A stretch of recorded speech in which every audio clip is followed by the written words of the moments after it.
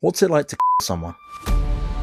There's always this mystique around snipers. Yeah. Were you a natural sniper or you a natural marksman? Oh God, no. I was probably the worst shot in the Marines. What was it like the first time you took that shot? It was confirmed.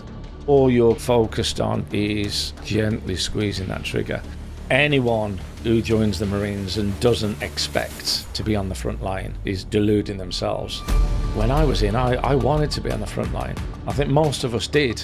But ultimately, a good shot means someone is killed. Do you go through those things in your head that you're killing someone? The day we invaded was a heavy day. How does the Marines train you to operate when you are fatigued? When your time's up, your time's up. What's it like being shot at? Death was always around the corner. I decided to start my first company providing armed protection for ships against Somali pirates. You're a Marine, best of the best, snipering, private contracting, great firms. And then the next thing, you're shoveling cement, acting as a doorman. Put my card in, typed in my PIN, checked my account balance, and it was 25 quid. And I was like, oh my God, how has it come to this? The closer you are to death, the more alive you feel. The excitement, the challenges, the thrills I get from business has replaced what I used to get in the Marines. Welcome everyone to Everyday Empires with Rohit Maini. I'm here with the wonderful Ed Hill. He's ex-Marine Sniper Commando, now founder and CEO of Intrepid Protection. Welcome to the podcast. Thank you. Thanks for having me here. That's very nice to have you. And you've got an amazing story, and we're very excited to share that with our audience. Right, Ed, we try to start right from everyone's beginning, and usually that's childhood. Yeah. So talk to me about your childhood. So my childhood was it was a fun childhood. So I grew up in a small industrial town in the West Midlands, in the Black Country, called Darlaston. And the Black Country, a lot of people are not aware, the Black Country is called the Black Country because it was the heart in the Industrial Revolution. The skies were always black from the smoke being bellowed out by the factories. So there was this very much kind of gritty industrial heritage, you know, where I grew up. I think the chains for the Titanic were actually built in the Black Country, as you know, a lot of the other things as well, like nuts and bolts, locks and whatever. But as you can imagine, in these this kind of place, it's tough people, you know, very Gritty. Yeah, gritty, tough, no nonsense kind of people. But then also a very strong sense of community, of togetherness, and I certainly felt that growing up. But for myself, I was very much a kind of mischievous kid. In a lot of ways, I guess I was the class clown at school. I was always getting up to no good.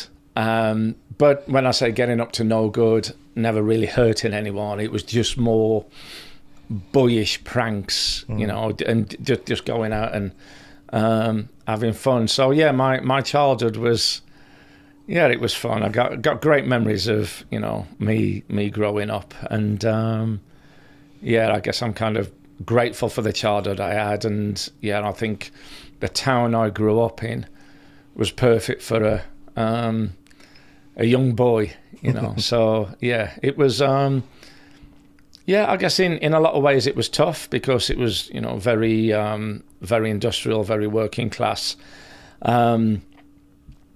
Interesting point is that in 2016, so the borough of Walsall, which is where Darlaston comes under, the borough of Walsall was actually voted the second worst place to live in the UK. Only second? Only second, only second. But then, you know, as we were growing up, you never kind of think, oh, I'm growing up in a tough area, woe is me, or we've got it so tough. Never thought that. We didn't know any different. We just got on with it. And like I say, the people, the sense of community, it was quite strong. You know, there's some good people there, but also a lot of characters. hell of a lot of characters. And I think, I heard, that there was someone said to me at one stage that the town where I grew up in wasn't big enough to accommodate the amount of nutters that it had got, but all these characters for us was, as kids growing up, to tease these people and get a reaction was, it was okay. You might not get away with it now, but at that time it was great fun. Yeah. So class clown, enjoying yourself, and then 18 years old, you joined the Marines. I mean, that must have been a stark contrast. Yeah, it was. But I think I think a lot of guys from my kind of areas kind of see the option of joining the military as a means of actually escaping your environment and making something of yourself, which it certainly was for me. And I remember as a 6-year-old on holiday in Weymouth, and I was with my dad in a toy shop, and in this toy shop you had all the cap badges of all the different regiments and whatever, and again at that age I was mad about the army and and guns and whatever, and and I was looking at all these cap badges, and my dad, I distinctly remember my dad saying, right, these boys here, these are the Royal Marines, these are the elite. And I was like, right, okay, so what's so special about them? And he was like, right, okay, these are the Green Berets, the commandos, these are the ones that will go in first. And I always remember that always stayed with me. And as I kind of progressed through childhood, I had different aspirations and whatever else, but I think by the time I got to when I was around about 14, 15, you're talking now mid to early 80s, the Thatcher years, there weren't many prospects for kids of my era. Now, all the factories and whatever I mentioned earlier in the town I grew up in, during the 1970s, the town was abundant with factories, with jobs. Throughout the day at school, you could hear in the background the hammers going off in the factories, and then at 5 o'clock the roads would be jam-packed with people leaving work. By the 80s, certainly the mid-80s, all these factories were gone, all desolate, all overgrown with weeds. We used to go in there as kids and smash the windows and whatever else. And so prospects were minimal, and YTS was a big thing then.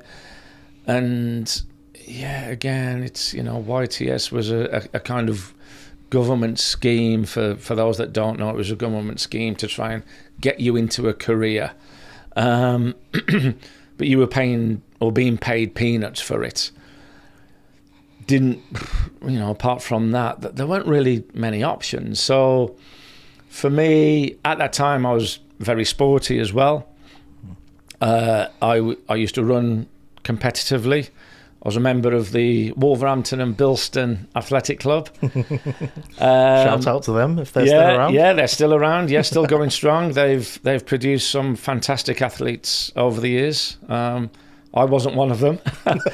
I was never that good. As much as I used to love it, I was never that good to be professional.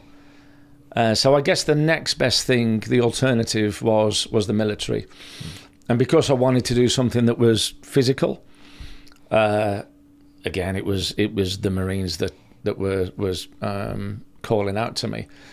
But again, going back to the devil of doubt and the angel of optimism, there's always this kind of thing in the back of my mind that the Marines, it's tough. Have I got what it takes? That was always there, and for all the the kind of preparation I did for it, I don't think anything really could have prepared me for what I was about to let myself in for. And what makes the Royal Marines so elite? Give a flavour of the audience? So I think, first of all, the training. The training, it's the longest and arguably the toughest in the world. So I guess, so for example, if you were to join the Navy, I think the Navy's training was around about 6 weeks. If you were to join the Army and the infantry, I think their training was about 18 weeks. And the Marines at my time was 30 weeks. You know, so it was considerably longer. But then the other thing as well was that on completion of Marines training and completion of the commando course and successful passing of the commando tests, you are awarded with a green beret. And the green beret is what kind of sets you aside from everyone else pretty much, because you actually earn that beret. You know, it's not something that's, a hat that you kind of put on your head. It's actually a statement, and it's something that you've earned. And you've pretty much gone through blood, sweat and tears to earn it. Now, one thing as I was looking into the Marines at the time was that Prince Edward had joined the Marines and he'd quit. Wow. And again, it was all in the papers that he'd quit because the Marines training was too tough. So again, that was a massive kind of advertising tool for the Marines, because it was like, right, okay, well, if a member of the royal family can't do it, then it must be tough. And then I understand at that time, it was a bit before my time, but the Marines had T-shirts made up saying that you can turn a frog into a prince, but you can't turn a prince into a Marine. So you guys must have loved that. Yeah, well, it's like typical bootneck humour. I know a bootneck, by the way, is slang for a Marine. Yeah. So that was that's where I kind of wanted to go. And then you took the sniper route. Is that something you select, or is that selected for you? So the sniper route is something that you volunteer for. And again, there's always this mystique around snipers. Yeah. I mean, you don't have to be in the military to kind of get that. And I remember when I joined up as a recruit at the Commando Training Centre down in Devon, you would see the snipers there, because that's where you do the Royal Marine Sniper course. And these guys were cut around in, they'd pretty much wear what they wanted. Different kind of outfits, different rifles and whatever. And as a teenage recruit, you just like look at these guys in awe. And, you'd look at them and you'd be like, right, yeah, one day I wanna be one of them, And they definitely had this aura, which certainly for me was something that I'd clung on to. Yeah. And some great role models as well. I mean, they're people that are in the structure that are out, ahead of you in terms of ranking, and the people that you can learn from. You must have some great role models when you were growing up. As in what? Like as a... Well, just as a man in the Marines, or as before I joined. Well, both. I mean, when you were growing up, were there people that you knew that were in the Marines, or that inspired you? No, none. Wow. Yeah. Well, the funny thing is, this is the kind of irony of it, is that my dad was he was 18 at the tail end of the Second World War, so he got called up to do his national service. He had the choice of joining the Army, the Navy, or the Air Force. Now, he went in kicking and screaming. He didn't want to go in. Now, he picked the Air Force because he believed it was the easiest one, the easiest option. And he hated every minute of it. He hated national service. I think he went AWOL. I think he might have actually been AWOL when he met my mum. Wow. I think he tried everything he could to get himself out of the RAF. So when I said, around about the age of 14, 15, that I wanted to join the military, he looked at me in shock. And then when I said I wanted to join the Marines, I don't think he knew whether to laugh or cry. But he actually did everything he could to try to persuade me against it, which had the opposite effect. Yeah. Because as a young boy. Yeah. Oh God. Yeah. Yeah. The more he tried to talk me out of it, the more I wanted to do it. And unbeknown to him. So the thing is, with my dad, he was my biggest critic. Whether he was aware of it or not, he always gave me this kind of sense that I was never good enough.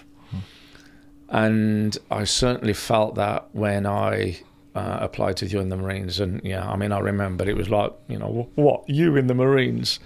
Which I don't think he realised it, but that gave me fire. That gave me fire, that gave me anger. That was me, how dare you, how dare you say I'm not good enough? And he's done it many times since. And unbeknown to him, that was me. Right, I'm going to prove you wrong. And when you got in, what was his reaction? Well, I remember on one occasion, and and again, I'll be quite open. I struggled. I joined. I had no idea how it was going to be. Like I say, I was a teenager. I was 18. 1 week I'm living with mum and dad, where I didn't know anything else. Next thing, I'm in this environment where, suddenly, I'm responsible for my own upkeep. You're kind of getting screamed at, shouted at every minute. I was like a rabbit in the headlights, complete rabbit in the headlights. And it took me a while to kind of adjust to military life, the pace of training. And I did struggle. And there was certainly one occasion where I was struggling, I felt down, and I made a call home. This was the days before mobile phones. This was when you would end up queuing for like half an hour, because on camp there was a handful of phone boxes, and the queues would be as long as your arm. And when I did actually get down to the phone, and I remember like speaking to my dad and saying, I'm finding it difficult, I'm struggling. I wanted him to say, right, what, hang in there, and instead he actually said, well, you can always come home, And again, that was like a smack in the face, and I come off the phone, I was like, right, no, I'm staying, I'm staying, and I'm going to do this, so that was I don't think he realised it, but he was probably my biggest driver, in that regard. Do you think, because sometimes they say our parents know us better, certainly than we think, and maybe even better than ourselves. Do you think he knew that? No. I think he wanted me to do what he wanted me to do. I think he kind of failed to accept or understand that I was my own person. So yeah. So you used that as a huge element of fire. That was fuel. He he probably didn't realize it, but he gave me fuel, and it was like, right, I'm going to prove you wrong. Yeah, wow. And then as you're going through the Marine training and you're progressing, are there people, there are mentors that look after you, that give you guidance and how to be better, do better?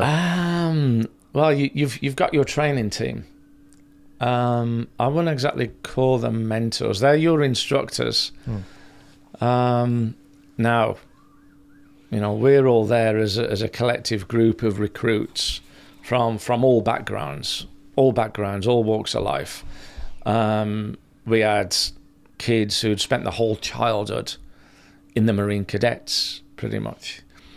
And then he'd had someone like me that didn't have a clue about, military stuff. And now our instructors, our training team, they're all junior NCOs, corporals. But at my time, these are all men, proper men that had done time in the Marines, done time in a commando unit. But I joined in 1990, so most of them were Falklands veterans. Oh, cool. So it was only 8 years before, these guys were in the thick of it in the Falklands. And yeah, these are guys not to be messed with, so pretty kind of, as a teenager, scary people. And yeah, they certainly didn't suffer fools gladly. And if you messed up, the punishments would be quite severe. Definitely quite severe. What's the biggest punishment you ever got? Oh, there was a lot. There was a lot. But I remember some of the punishments, or the beastings, as they were called, where, and it was more about, it was more kind of physical punishments. So you get, run up and down a hill, time and time again. They used to do this thing which is renowned in the Marines called pays to be a winner. Okay. So it would be like, right, gents, it pays to be a winner, top of that hill and back down. The first two back won't go again.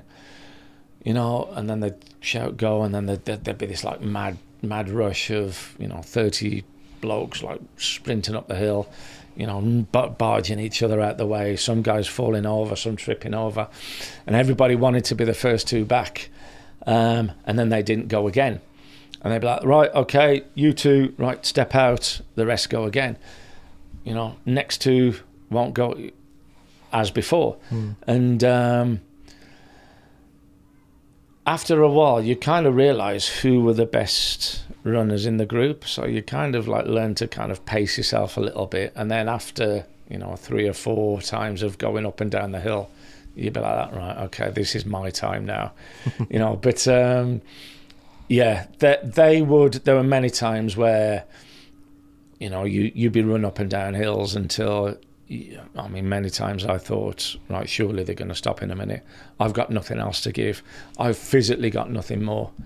And next thing you're up and down that hill, maybe 10 times, where you realise that actually in your head you're saying that you've got nothing more to give, but then you actually realise that you have. But in that regard, it was quite severe. It was quite tough, but then ultimately what they're teaching you is they're preparing you for your career later on, where you're going to be going into war. So as much as I hated it at the time, I'm actually quite grateful for it now, because what it also does, it weeds out those individuals that don't really want it. Yeah. And I think that's the other thing as well with the beauty of the Marines training, is because it's so long, it's so intense. If you don't really want to do it, you won't do it. You can't go in with a 50% half-hearted attitude, because otherwise you'll get found out, and then when it's 3 o'clock in the morning, you're freezing cold, on some hill in Dartmoor, and it's a Saturday night, and you're kind of thinking, you wish you were in a warm, cozy pub back home.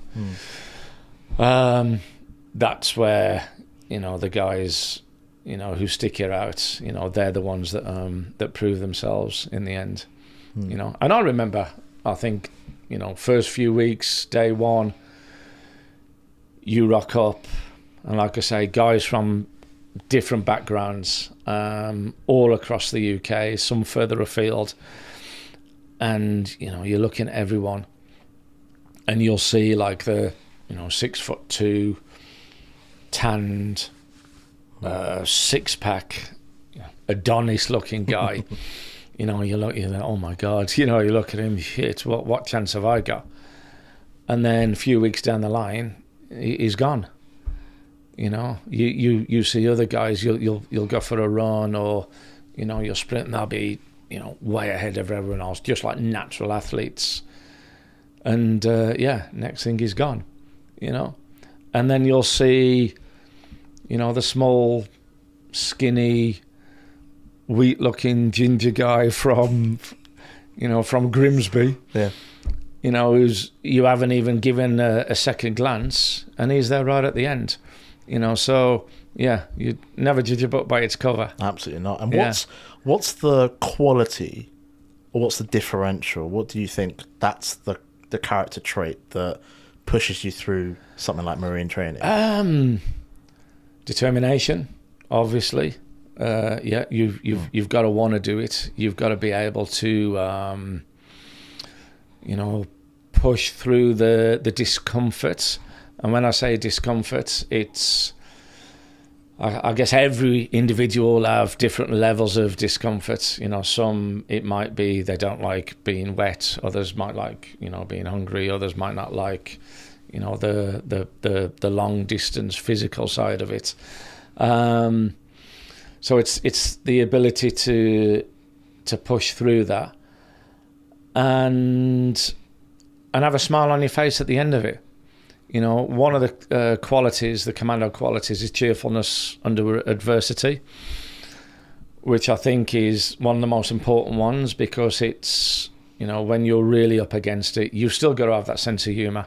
You know, that sense of humour is vital. You know, certainly when you're, you know, later on in your career, when you are up against it, you know, and things do get tough, you know, you've got to be able to, you know, kind of look at the situation, shrug it off, and kind of find the humour in your misfortune, if you like, you know. And the beauty is that you're probably unaware of it at the time, but you're being moulded into the person that they want you to be. Yeah. You know, they're shaping you into, you know, being that Green Beret commando at the end. But then I think also one of the most important qualities is what's hammered home into you as an individual is humility.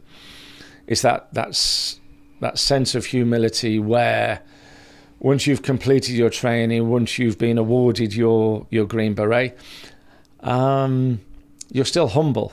You know, you don't go around kind of throwing your weight around and, you know, kind of thinking that you're something special.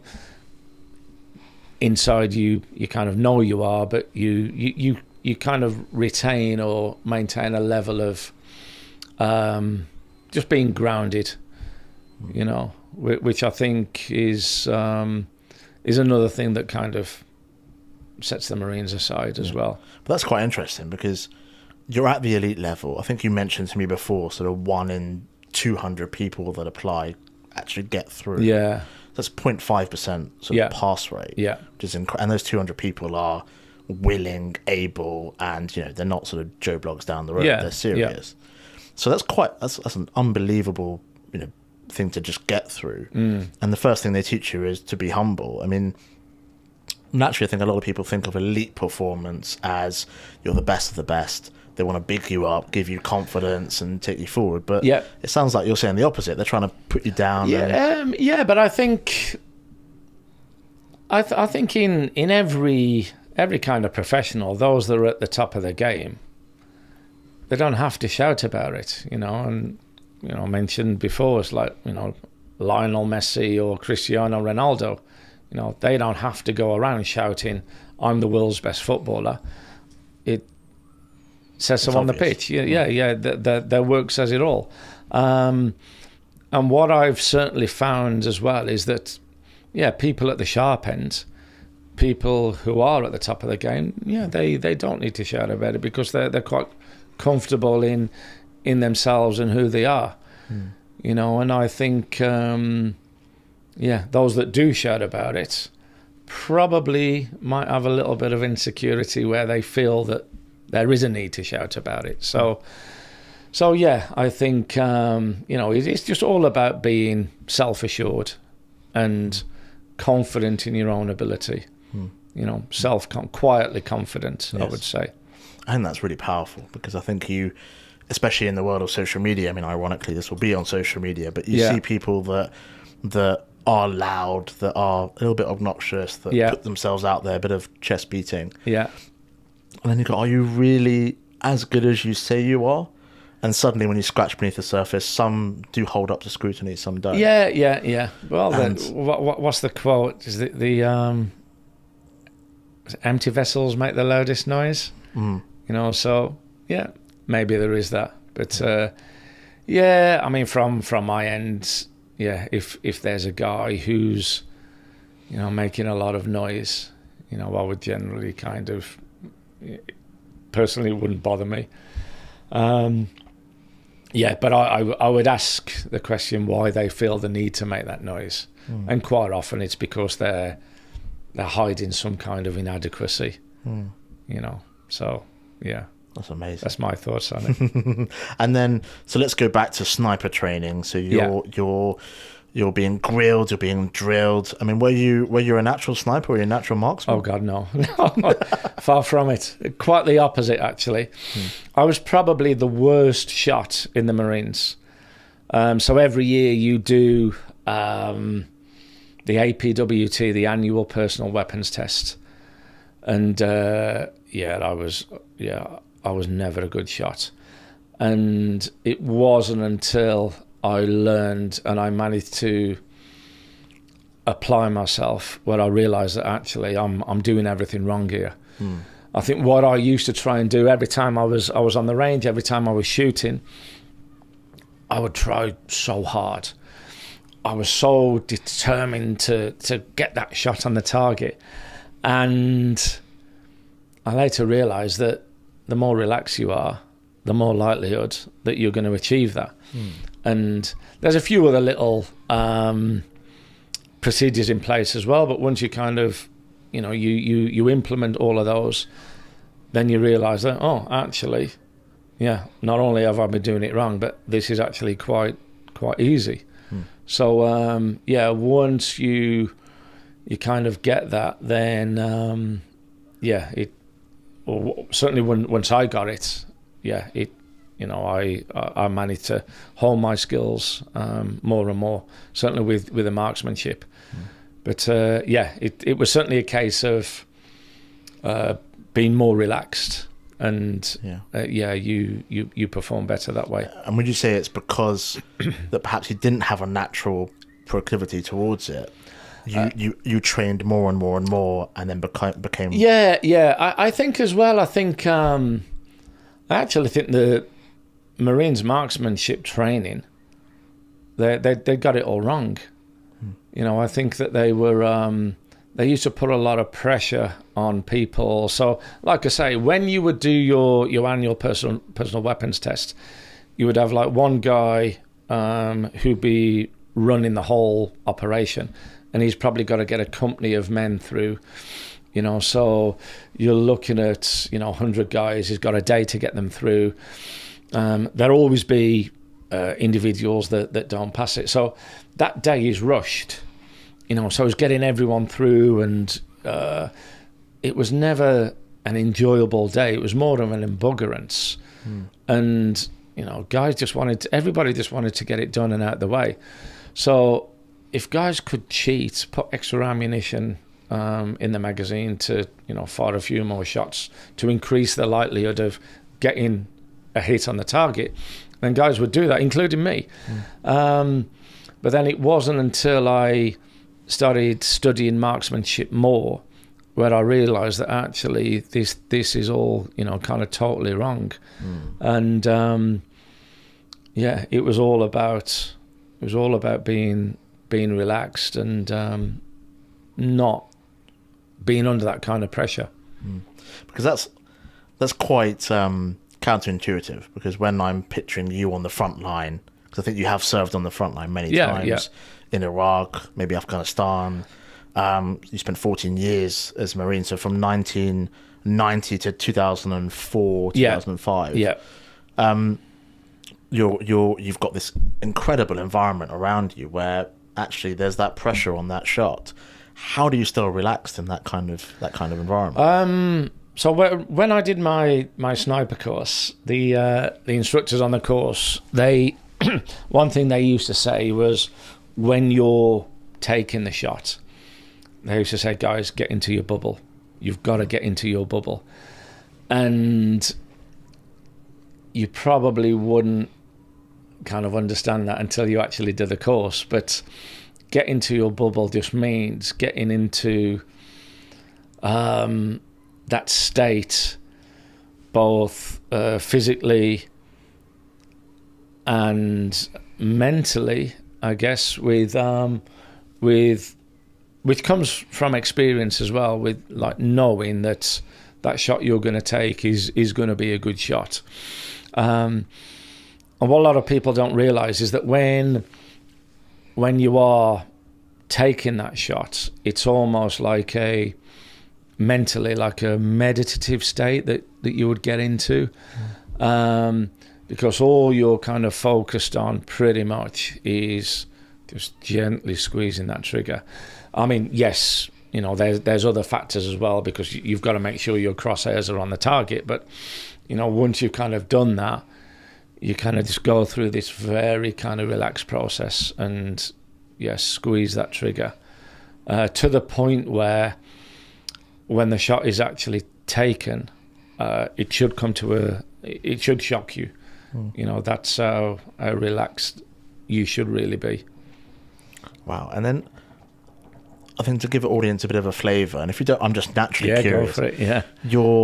I'm just picturing you're relaxed. You've got your spotter next to you, picking out your target, giving you some information. You're judging that shot, and you're in the relaxed state. You're pressing, or you're squeezing that trigger. Squeezing the trigger, yeah. But ultimately, that a good shot means someone, you know, is killed. Someone is dead. Yeah. Do you go through those things in your head that you're killing someone, or is it just it's a job? And, you know, you're a sniper, and that's what you've got to do. Yeah. Look, I mean, if you thought about it too much, you'd end up, you know, doing your own head in, detriment to yourself. So, first of all, I think anyone who joins the Marines and doesn't expect to be on the front line, you know, is deluding themselves. And I think also anyone who joins the Marines who doesn't want to be on the front line probably wouldn't get through the training anyway. You know, so when I was in, I wanted to be on the front line. I think most of us did, because we were professionals. This is what we wanted to do. It's a bit like, say, a sports person, a footballer. This is you going on operations. This is your FA Cup final. You know, this is the pinnacle of your career. And I know I've spoken to Marines in recent years, because there's no conflicts going on now. There's no Afghanistan anymore. There's no Iraq or whatever. Guys are joining, and then they're getting out at the earliest opportunity because they're disappointed. They're bored. There's nothing going on. Equally, when Iraq was going on, when Afghanistan was going on, there was a massive peak in recruitment, you know, for the Marines. And I think maybe right across the military, because as a young man, I mean, I certainly did. Call it warped or whatever, but I wanted to be there. I wanted to be on the front line. I think just for the experience, really. But yeah, like I say, it's that was our chosen trade. That was our chosen profession. And this is your opportunity to put all your training and everything that you've been taught to the test. And and like I say, you know, you don't join the Marines and, you know, not expect to be put into these situations. And I presume the Marines train you for that. Oh yeah, that moment, yeah. First absolutely, kill. yeah. Do you mind me asking you, what was it like the first time you took that shot? It was confirmed, and then you just went on your day. For me it was, I guess it was a sense of satisfaction. Because look, it's I'm there, I'm at war. There's two sides. There's my side, and there's their side. I don't really care about their politics, their cause, whatever. All I know is that we've got to kill them, or they've got to kill us. Now, it's like two gladiators getting into a ring. Two gladiators getting into the arena, one will come out. I have to make sure that it's me and my people that come out. That's as blunt as it gets. And also, it's I've got friends, I've got family that want to see me come home. I owe it to them, to come back. So the emotional side of it and whatever else doesn't really bother me, because I accept that if I hadn't have taken them, they would have probably taken me, or they would have probably taken my friend. And there's no animosity, there's no hatred towards them. They were doing exactly what we were doing, but they're just on the other side. So like I say, one of us will have to come out, and I make sure that it's me that comes out. Yeah. And do you find that messaging difficult to translate sort of civilian life? Because I'm trying to relate to this point. I'm trying to talk about like a business deal, and you're sort of the other side, and you negotiate what's best for your client or for yourself. But it's not life or death. It's just it's money. It's a deal. It's business. It's responsibility. It's lives. It's jobs. But it's nothing like death.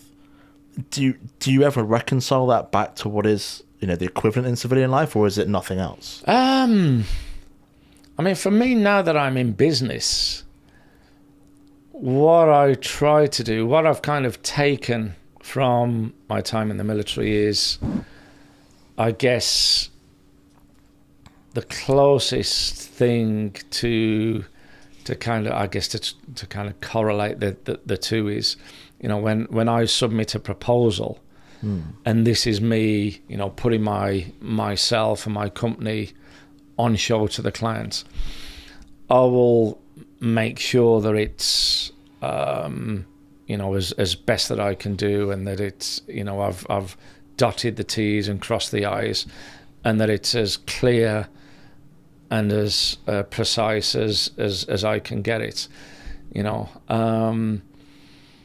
So I guess it's that attention to detail, which is a massive thing in the Marines as well. You get it drummed into you, everything to the minutest detail you pay attention to. You don't leave no stone unturned. So that is certainly the big thing that I've brought back. Equally, when it comes to the operational side of the business, I make sure, and I get everything in writing, and I make sure that everyone knows exactly what they've got to do, how they're going to do it, what resources they've got available, so that every man knows, he's going to go on that job, and that job will run as smoothly as possible. And again, it all goes back to attention to detail and just being precise with every minute detail. Yeah.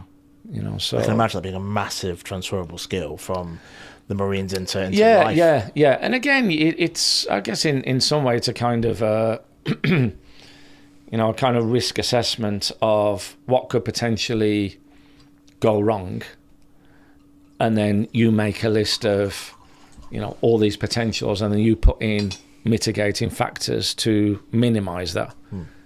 So again, in the military, we would call it a combat estimate.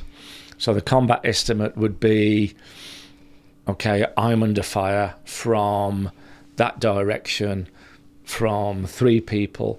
What am I going to do to either take on that position or to extract from that position? So you're thinking, directly on the spot. So okay, when I'm doing a proposal, I've probably got a little bit more time, and I don't have the pressure of being shot at. But again, it's all about attention to detail. And sorry, just a question I just thought of as you were talking about attention to detail.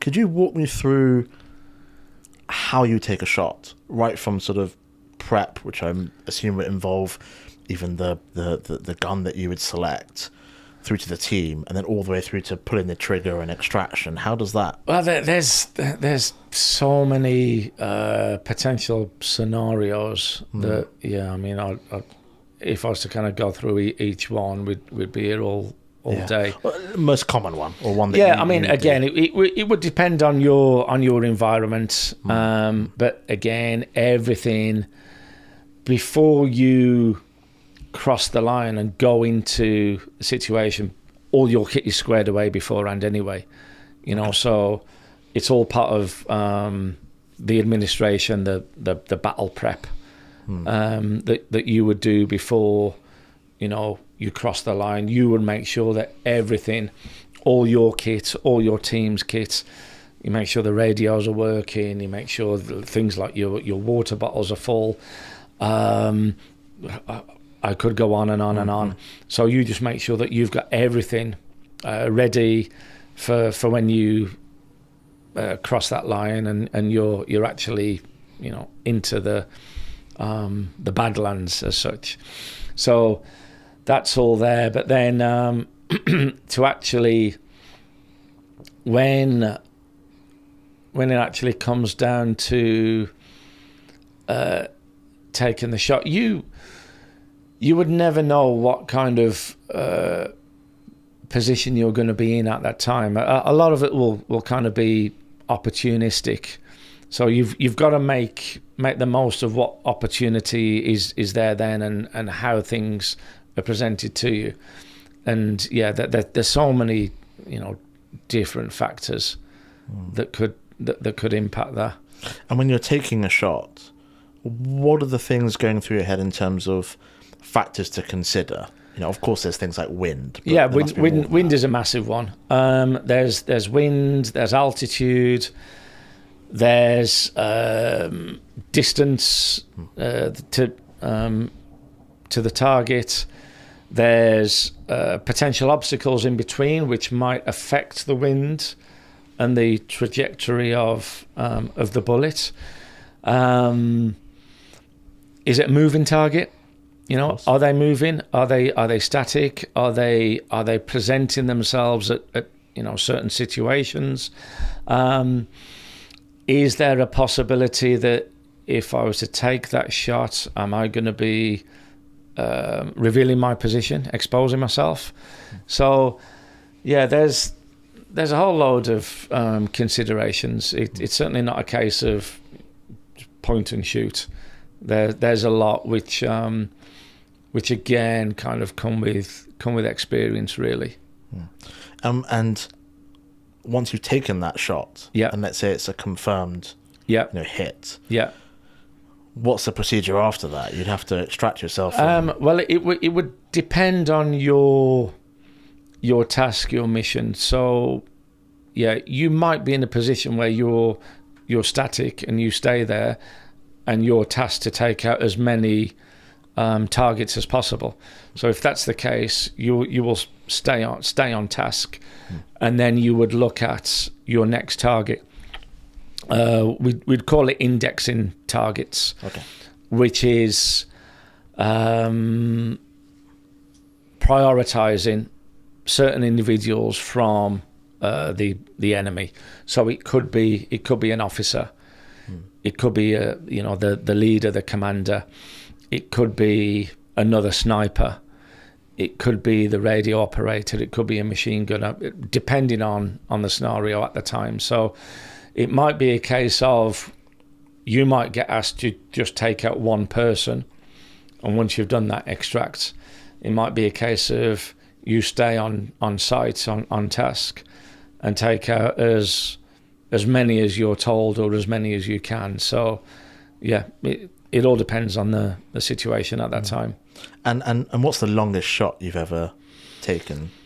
For me, Yeah. I mean, my longest shot was around about 1,200 meters, in a training environment. Wow. That was, yeah.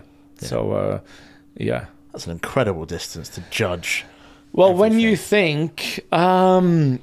when you think your kind of average assault rifle has a range of about 300 meters, you know, you can literally pop off individuals. They can shoot as much as they want. They're not going to reach. You know, that's the impact that you can have. You know, so a good sniper pair, a good sniper team can dominate the battlefield. You know, really can dominate.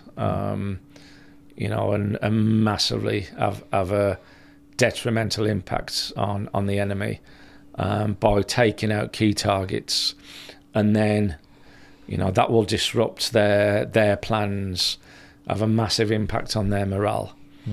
You know, and it's, I mean, for us, it's bread and butter. That's what we do. Well, from 1,000 meters away, I mean, I'm just trying to picture as a civilian the front line. You picture sort of, you know, you're sort of one-on-one, or sort of you're battling the enemy and they're meters away. Yeah.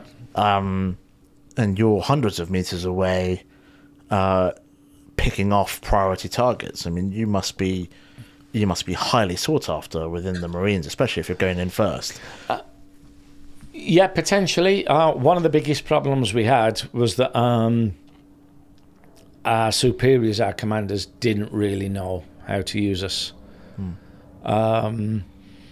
We could try and educate them, depending on the individual commander. Sometimes they were taken on board, sometimes they wouldn't.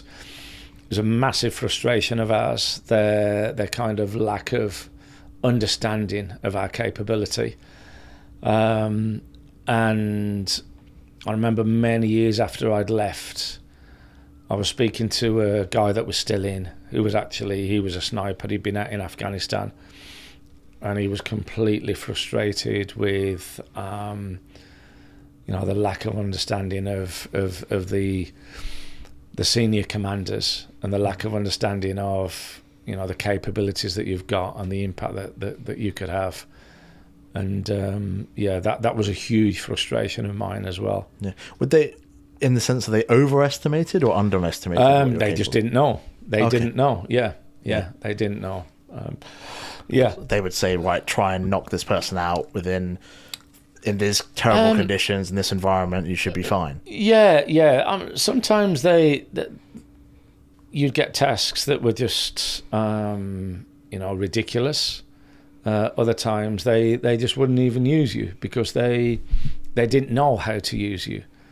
And yeah, again, it depends on the personality of that individual. You know, some officers are a little bit more open than others.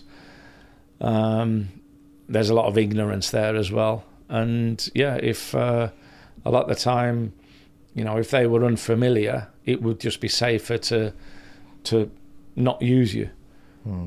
So, which would make sense. I mean, they care about your life and your team. I think it was more about themselves, more about the fact that, I think that they were more concerned about their own decisions and how that would impact their promotion and, you know, their reputation and whatever else. Yeah. But it was a huge frustration of mine. Yeah, I can imagine there's politics in.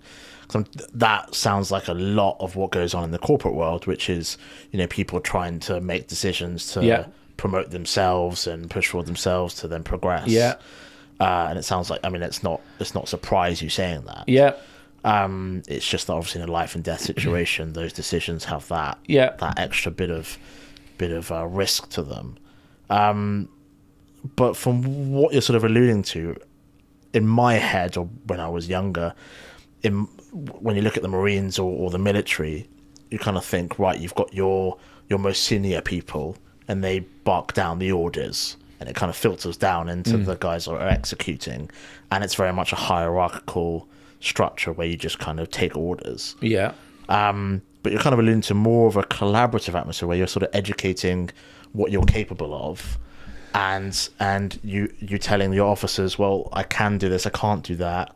Yeah, and- yeah. I and mean, it's more of a yeah. team. It's. I think from yourself, like me as a leader, you know, I have, you know, my own responsibility to, you know, to kind of promote and maybe educate the people of what we can and what we can't do. And then on the other side, I've got to make sure that my guys are well looked after as well, and that they're operating within their capabilities. And there was certainly one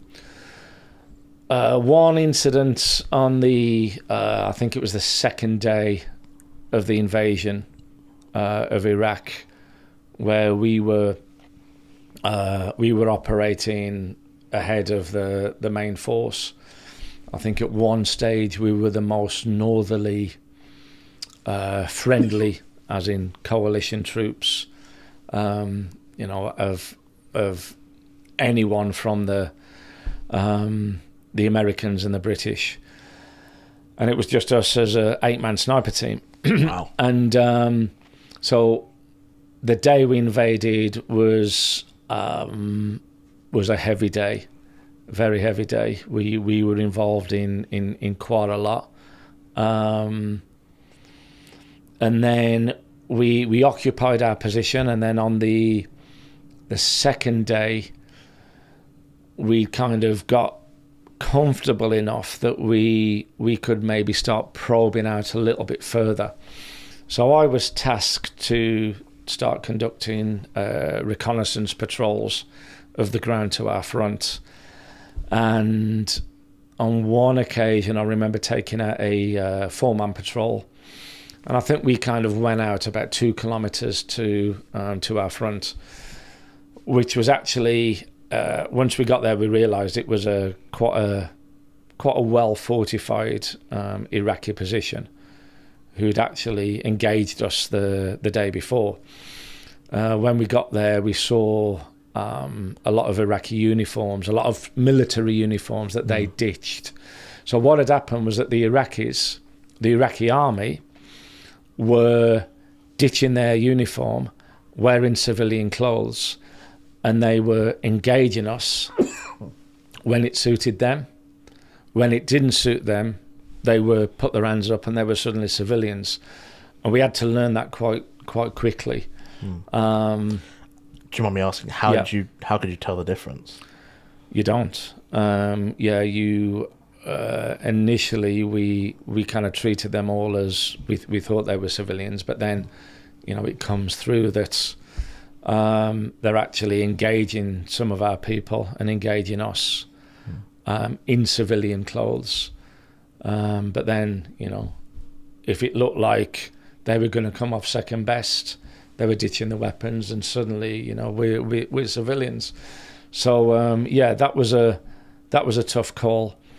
But then, as I say, this is only the second day into it, so this kind of cemented our assumptions that this is what they were doing by seeing all these ditched uniforms that were just kind of scattered along the tracks and whatever else. And we saw a lot of military equipment that had kind of been abandoned there. So again, you know, I have to kind of do a report and memorize everything that I'd seen, and take notes of everything that's there, that then gets passed up the chain. And then as we extracted and we were patrolling back, I remember I was just thinking, right, I can't wait to get back. I am exhausted. I am absolutely shattered. And I just wanted to get back and just close my eyes and maybe to just have, you know, half an hour sleep or whatever. And then I realised that if this is how I feel, this must be how my guys feel as well. And I thought, right, we need to get back. We need to take some rest. And as we approached our position, one of my guys was there, and he's holding up the handset to the radio, and he's like that. He says, "Oh, we've got, our our boss on the other end, he wants you to take out another patrol. He wants you to go in that direction this time. And I was like, no, tell him I'm not. We're not doing it. And he kind of looked at me like this, and I said, look, if you're not going to tell him, I'll tell him. And got on the radio and just said, look, we're tired, we're exhausted, purely because we'd had a roller coaster of a day the day before. You know, I think we were up there on adrenaline, and I think it was all starting to wear off by this time. So to his credit, the officer in charge, he fully understood, and he said, right, what I'm going to do a relief in place. So he brought some of his guys up to us. They occupied our position. We extracted. We went back to, kind of back behind the lines, and we just kind of administered ourselves. Got plenty of food, plenty of hot drinks, water, and sleep. A much needed rest. Yeah. Because we were exhausted, and when you're that level of fatigue, that's where you start cutting corners, that's where you start missing things, and that's where it starts to get dangerous. And ultimately, I've got 7 guys I need to look out for. So and the other thing as well, you're not sharp, you're not operating to the best of your ability. So it was all we needed was just a good night's sleep, and we're good to go again. And how do they train you to operate when you are fatigued? Because you can't be elite all the time. Well, sleep is during the training you realise that sleep is a massive privilege, and a lot of the stuff that you do, sleep deprivation is a massive thing. And that was one of the things that I really struggled with. And again, you have to learn to kind of, fight your way through it. And yes, it is difficult, but then I think once you complete your training, it does become a little bit more sensible in that regard. I think it has to be a bit more sensible because, like I say, this is where you're not operating to your full capacity. We're only human at the end of the day, So, yes, we are prone to fatigue. Yes, we can potentially go a little bit further than most people, but ultimately we do need to rest. So, thankfully things do become a little bit more sensible when you're operating at a operational level. Yeah, I really like that story because it proves that the military, or in the military anyway, is not just about a commanding officer barking orders. It is actually a collaborative atmosphere where you're communicating, this is what we're capable of at this moment in time. And we're telling you we're not capable. We're tired. We need rest. Yeah. Make sure that you have. We're relieved so that they can take that mission on, and we'll go back and we'll rest up. So I think I maybe the audience are a bit more educated than myself, but for me, I've always pictured the military as the senior commanders barking orders down, and perhaps there is an element of that. But there is a collaborative atmosphere. Well, certainly, in the Marines, the barking of orders only really happens when you're going through your training. I think once you kind of completed your training, it does become a little bit more mature. And in a lot of ways, the guys wouldn't tolerate it. I think if it got to the stage where lives were being, put at stake for the ego of a senior officer, I think at some stage guys would, rebel against it. So it's not all about individuals. It's a team thing, and we it's all about the collective good. On the Commando Memorial up in Speen Bridge, the inscription on there is "United we conquer." So that's very much the kind of theme of how we operate. Together. You can't operate as individuals. Everyone has the part to play. Everyone is a cog in that machine. So it's a very tight knit, efficient, and well-oiled machine. Oh, absolutely. What's it like being shot at? It's not nice. Yeah, not nice. And yeah, it's you never know how you're going to react until it's actually happened. Until you've had the zip, the vzz, vzz, vzz of the bullets winging past your head. I think that's the time where you actually reflect on whether you've actually made the right career choice. As the bullets were whistling past your ear. Yeah, that's the time where you think, right, actually, maybe I'm in the wrong career. But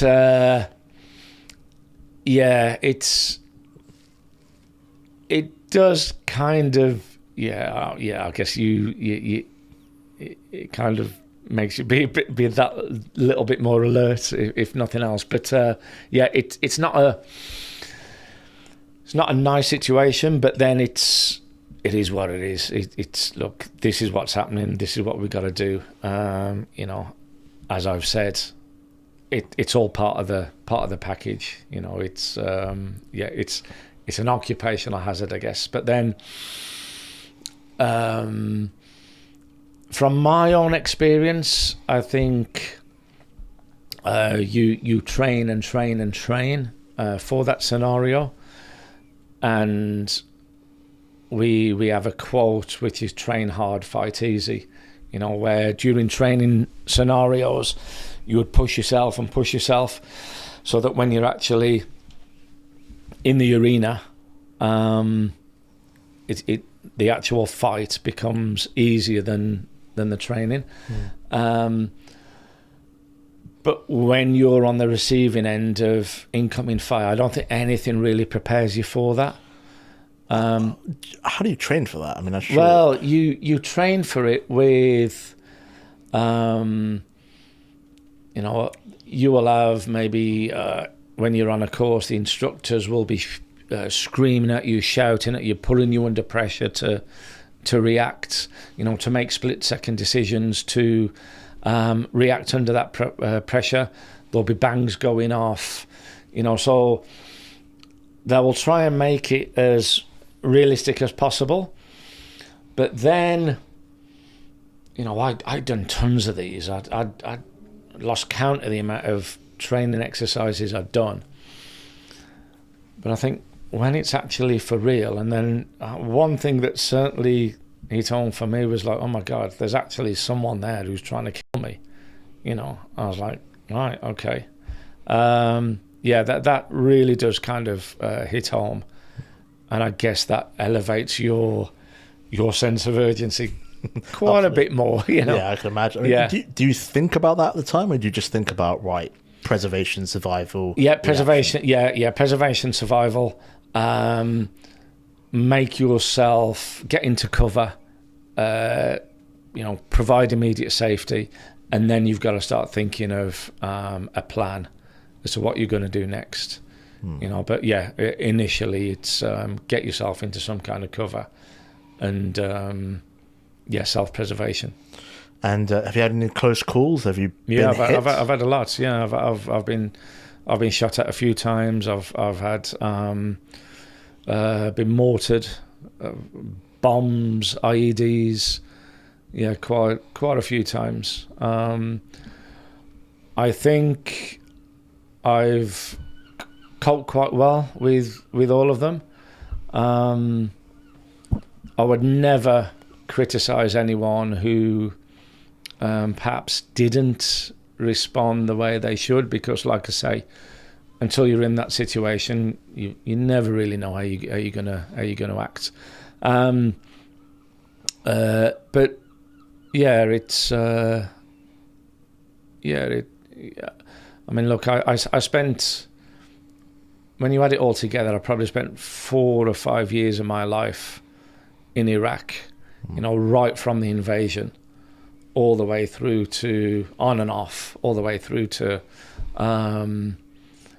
when the Americans pulled out. And yeah, it was crazy. It was like the Wild West. You know, it was mad, absolutely crazy times. And did you work with the American military and I guess several other militaries? What was it like? Yeah, worked with the American military more when I was doing the private security work. Okay. And yeah, there's a huge difference really in working with the Americans to the Brits. One is the resources. You know, their resources just seem to be never ending. Whereas with the Brits, there's always seems to be limited resources. You know, and everything's always kind of done on a budget, and the assets are that you want are never really that available. With the Americans, it's like, you know, what do you want? How can we help? I mean, we used to go, when I was based in the north of Iraq in Kirkuk. There was a place called Hawija, which was as bad as it gets in Iraq. I mean, it was bad. Hawija's pretty much where, a few years later, where ISIS was formed. The people in Hawija were fanatical. They were fanatical. They were on another level. And I remember when the first time we went there, the Americans told us, they said, basically, look, if they don't get you the first time, they'll keep chasing you until they do. But what they used to give us was helicopter support. Okay. You know, so we were a private security company. They didn't have to do that. But on the other side to it, we would give the Americans a lot of intelligence, because we were out on the ground, going to places where they didn't always go to, 2 or 3 times a week, all over our region. We had Iraqis on our team as well, who were brilliant. Iraqis were worth the weight in gold. These were guys that we trained up. Many of them I'm still friends with now. Brilliant guys, really, really top quality people. And we would go out as a group of 9, 6 Brits, 3 Iraqis. And the Iraqis could spot things that probably we wouldn't. So things like graffiti, atmospherics. They understood the cultural nuances much better than we did. They could pick up on things much quicker than we could. So they would tell us about, say for example, if there's graffiti, you know, on a wall in Arabic, which to us wouldn't mean anything. They would tell us whether it was, you know, kind of pro-Saddam or pro-us or whatever. So then that would pretty much give you an idea of the area we were going into. Wow. I mean, I'm just trying to picture the scenarios, because I can imagine it's nothing like civilian life. And I think for the audience that are trying to relate to what you're saying, I think it's almost impossible. One thing I can't escape from what you're saying is that, of course, you guys are humans. You build connections with your team. You build personal relationships. I mean, they're probably like brothers in arms. What was it like to be told that, you know, perhaps one of your teammates or one of your colleagues is killed? I mean, how did that make you feel? Yeah, so I think it was, what year? I'm trying to think what year. Around about 2008, of which I was 36, 37 years old, and I realised that I was actually losing and had lost a lot of friends. Guys that were still in the Marines, some guys that were out in Afghanistan, guys mainly in Iraq, and I realised that I was a young man, and a lot of friends, a lot of guys that I was very, very close to were being lost. And it was, I think that definitely hits home, the seriousness of what we do. For all of the kind of macho bravado, the heroic stuff, ultimately, people get killed, and our people will get killed. And I've had some very, very good friends that I've lost, and every year on Remembrance Day, I make a point of I buy the wooden crosses that you can buy the wooden crosses for Remembrance Day. So I'll buy one of those. I'll write the names of my friends on, and I'll put it on the Royal Marines statue memorial, which is on the Mall at near Admiralty Arch. So that is just my way of keeping their memory alive. These were my people, my friends. So I feel that I have a duty to remember them and keep their memory alive. Yeah, I guess it's you've talked quite eloquently about how it's part of the job, but for me, if one of my friends went through that, I would be stuck for a long time. Yeah. How do you push past that feeling to still perform? Well, I remember Ben Novak. Ben Novak was a guy that was still serving. Scouser, brilliant guy. Scousers often are. They're great. Yeah. Ben was a character. Everyone loved Ben. He was a absolute ninja physically. And I remember putting on the news one morning. I was home. I was in the UK at the time. Put it on the news, and I'd heard that British servicemen had been killed out in Iraq. And next thing, a couple of hours later, a friend called me to say that Ben was one of them. And they had his funeral up in Liverpool at the Anglican Cathedral, and the turnout he had was huge. It was absolutely massive.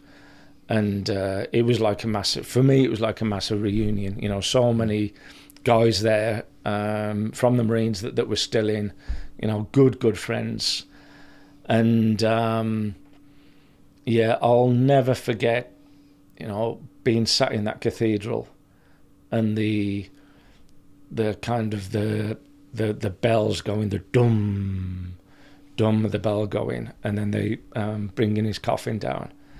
And I distinctly remember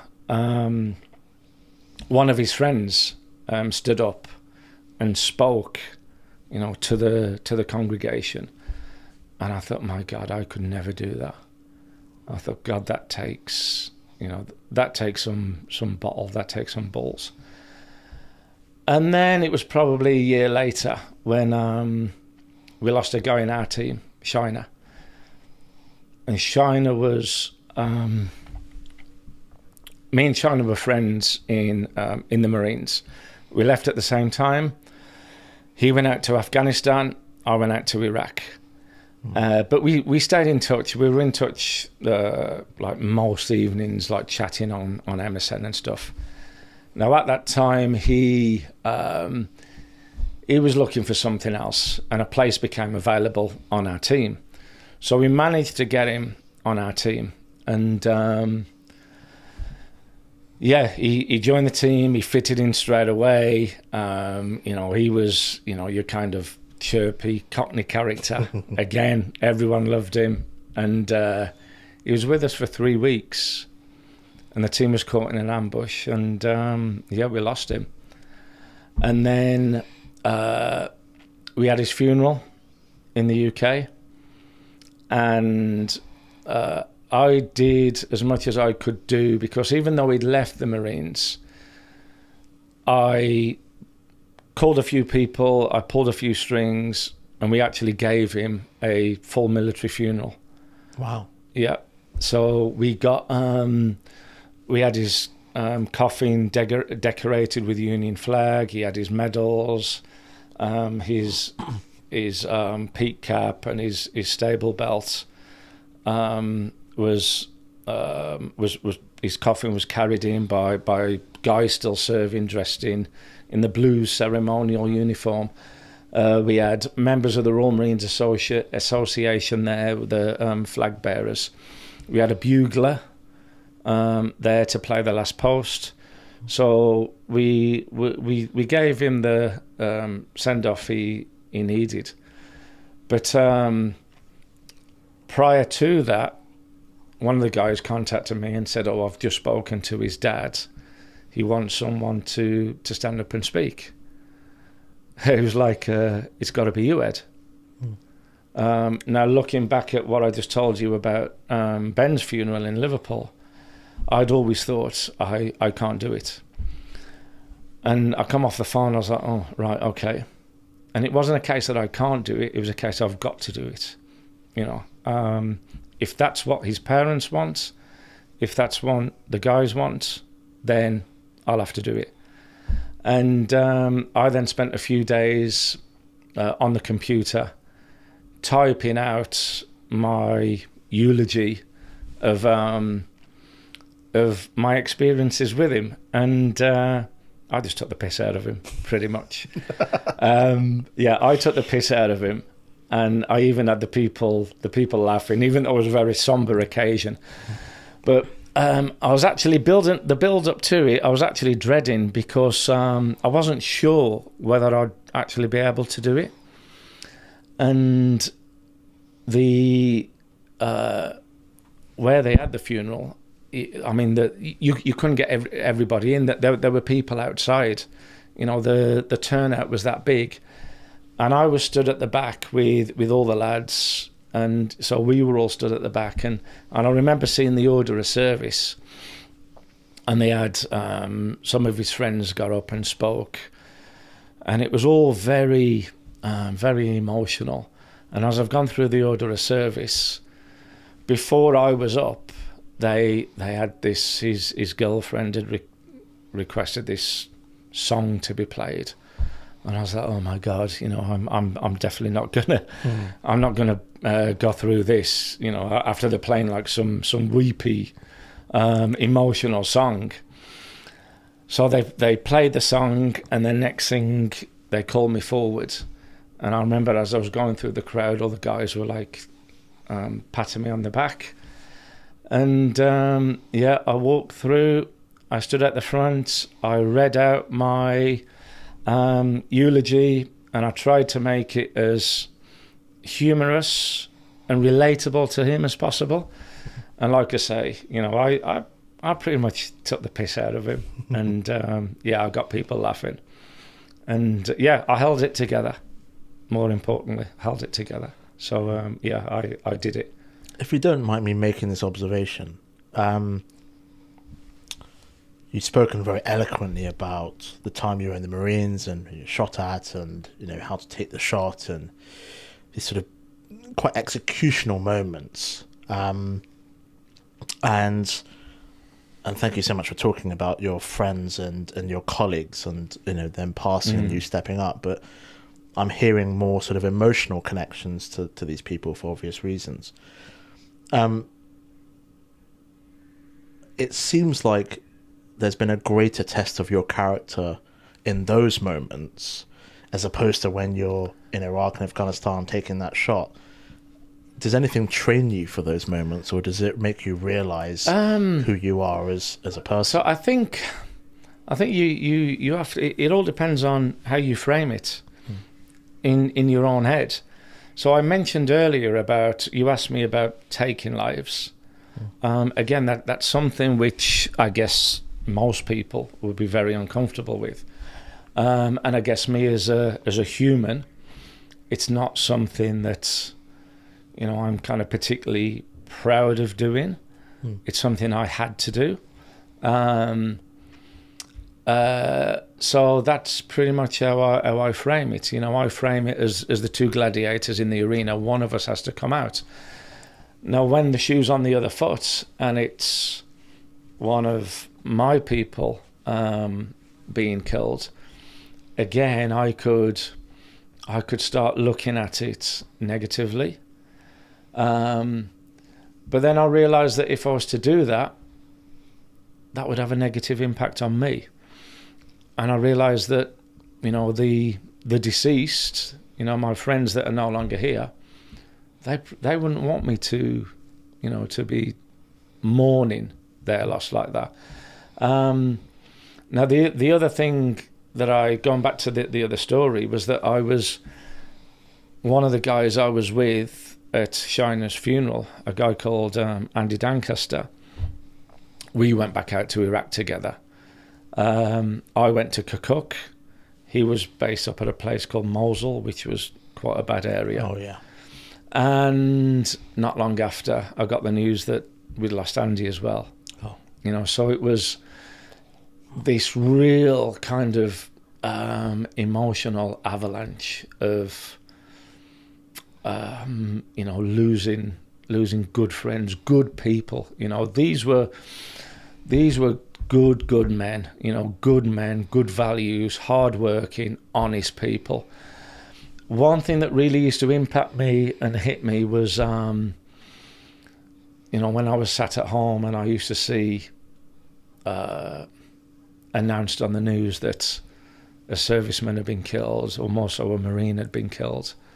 I knew what these guys had gone through. It's a young life lost, but these are the cream of our young society. And then you think of all the scumbags we've got out on the street, muggers, robbers, whatever, and it's like, where's the justice? So that really used to hit me. But when I got the news that we'd lost Andy, how that impacted me was that I wanted revenge. Naturally. So I was still out in Iraq, and any opportunity that we had where I felt that we could get involved in a scrap, I was up for it. That's what I wanted. If we were going to relatively friendly areas, like say Kurdistan, for example, where the locals were on our side, they were on side, I'd be like, oh, okay, boring. But if we were going to that bad place, that Hawija that I mentioned earlier, which is where we'd lost Shiner, that's where I wanted to go. I wanted to go there, and I wanted to take lives. I wanted revenge for the deaths of my friends. Maybe even take out the person that... Well, hopefully, I guess we'll probably never know who was responsible for that. But yeah, that was the headspace I was in. That was the mindset I was in. And I would actually get quite excited, if we were going to a dangerous place. And I was kind of wanting that chance for a confrontation. And then I realised, right, hang on a minute, this isn't what we're here for. By me having this mindset, it isn't fair on everyone else. We're not here to get into confrontation. We're not here for scraps or whatever. Maybe I need some time out. So it was at that stage where I said to the lads, look, I think I better, get back to the UK, take some time out, and get my head sorted out again. So that's how that impacted me in that way. How it impacts me now, yes, I think about all these people all the time, especially Shiner, because he was a very close friend. We were very close. But then I also, how I frame it is that It could have been me. It could have been any one of us. I believe that when your time's up, your time's up. And I could leave this podcast, step out into a road this afternoon, get knocked down by a bus, and bang, I'm gone, you know. And that is the calling of the good Lord, you know, saying, right, Ed, that's your time. I believe that this was their time. And I believe, or I feel that I was grateful for the fact that I managed to have these people in my life at that time. And so that's how I frame it in my mind. And yeah, so it's more a sense of gratitude than a sense of loss. And I also believe that these people, these brothers in arms, are looking down on me, and they're still there. So yeah, that's how I kind of come to terms with it. Yeah, thank you for sharing that. It's extremely powerful, and it's just, I've always wanted to learn and understand what that meant, because for virtually any other profession, you don't have that level of risk on a consistent basis. And I'm trying to think of my versions of Shiner in my life, and what they mean to me. And I certainly wouldn't be where I am today, or even in the mental state to process that. So what I'm hearing is actually quite an immense amount of self-awareness that where it takes you. I was literally about to ask you, did you feel like you wanted to take revenge and find that person that killed your best mate or your close mate, and get a sense of satisfaction out of that? But you you took that out of my mouth. And I think people, especially people listening to this, I would like them to just be explicit. I want them to understand what it means to serve your country in that way. And you are putting your life on the line. And often you're not making the decision to go to war. You are part of the machination of that decision. But you still have to execute it. You're the person that executes it. It's not me. I'm a chartered accountant sitting in London. Your service has allowed me to have the life I have. Thank you. And I respect that and I appreciate it. But it's one of those things where I really want the audience to understand what you've done and what your friends have done and what your colleagues have done. And you might not necessarily agree with the decision to go to a war in Iraq. Well, 1 million people marched against it, right? And in all the decisions that we have today about people going to war. But there are people like you that are on the front line that have to execute those decisions.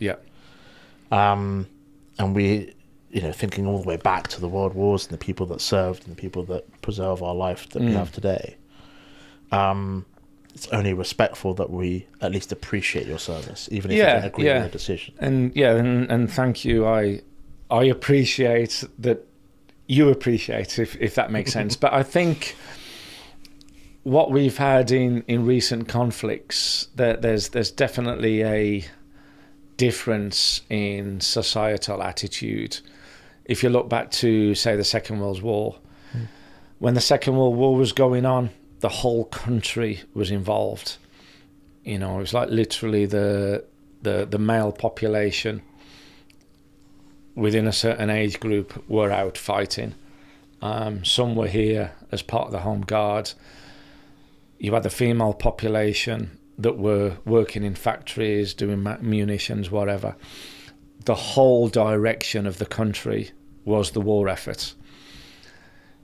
The conflicts we've had in recent years, you've had our military have gone out to Afghanistan, to Iraq, to other places where nothing changes back here. Life goes on.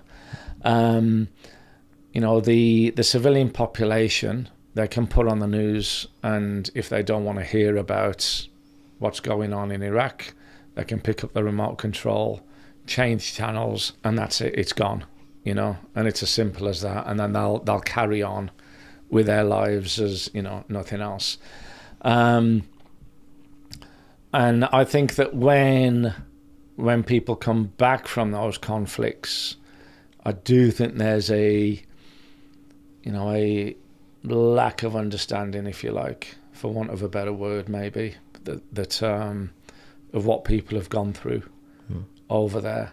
And that's the difference with where we are now as a society. And I think that's also the bigger problem with regards to PTSD. I think a lot of veterans are coming back. They feel lost, they feel alienated, and they feel that people don't understand. I think in the Second World War, because as a collective, as a nation, everyone was involved. Everyone knew what was going on. And you don't really hear that many cases of PTSD from that generation, where you do now. And okay, granted that, back then, mental health and PTSD was kind of suppressed as a society.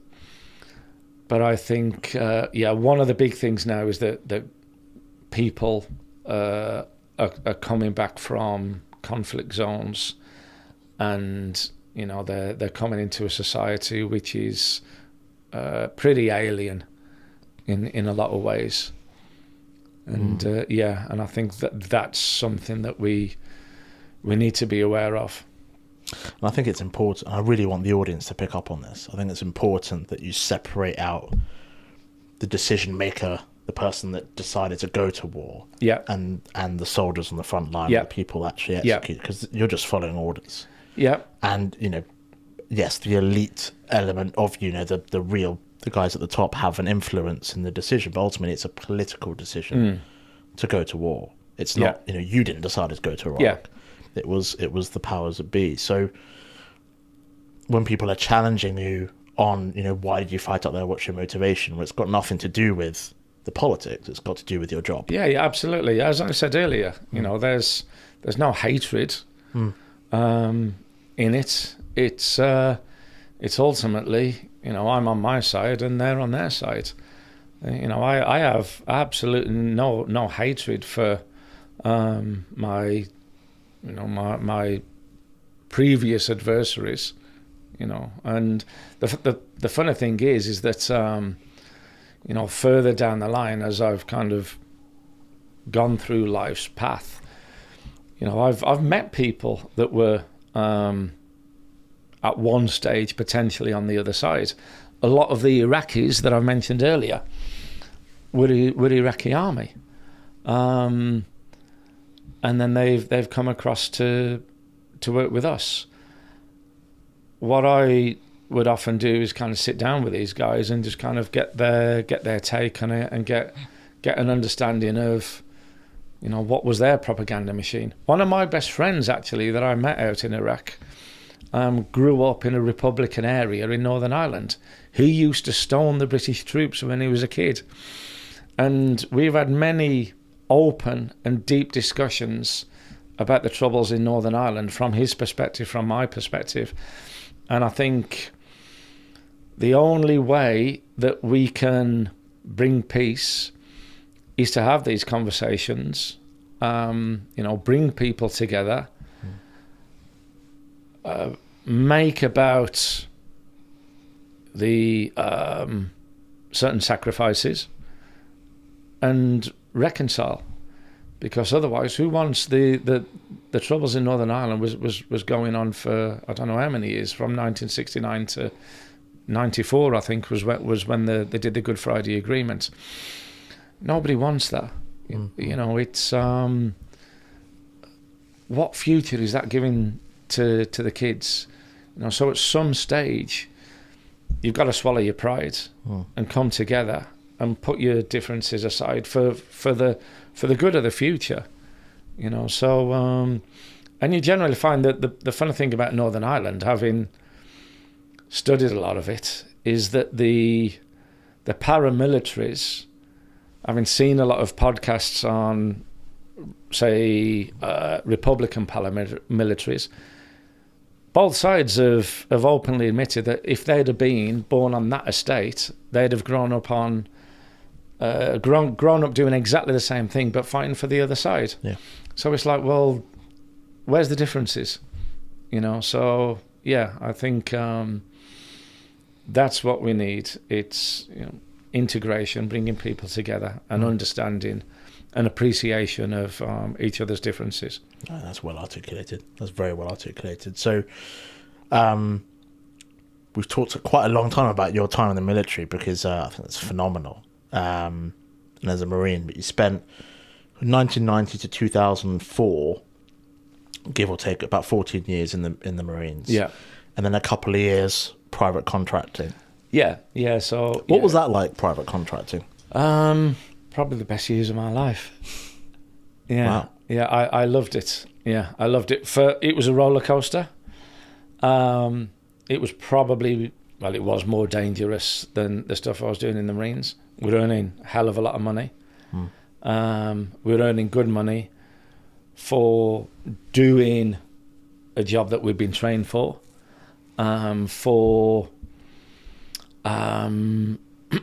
doing something that we enjoyed, and being part of a team or an organisation where we were very tight, very close knit, and they were good times. But I think there's a quote that I'll allude to, and I think it's, the closer you are to death, the more alive you feel. And that was my time in Iraq. You know, I think even though, you know, death was always around the corner, or serious injury was always around the corner, I look back at my time then, and now that I'm kind of out of it and I'm decompressed, if you like, I look back and I was addicted to the adrenaline. You know, the adrenaline for me was, it completely consumed me. Yeah. You know, it was the excitement of loading up your weapons and going out the gate, and just being in that that environment with, you know, your band of brothers, if you like, and knowing full well that you're kind of relying on each other to have your back, and knowing that these people have got your back. That for me was addictive. I loved it, very much to the point where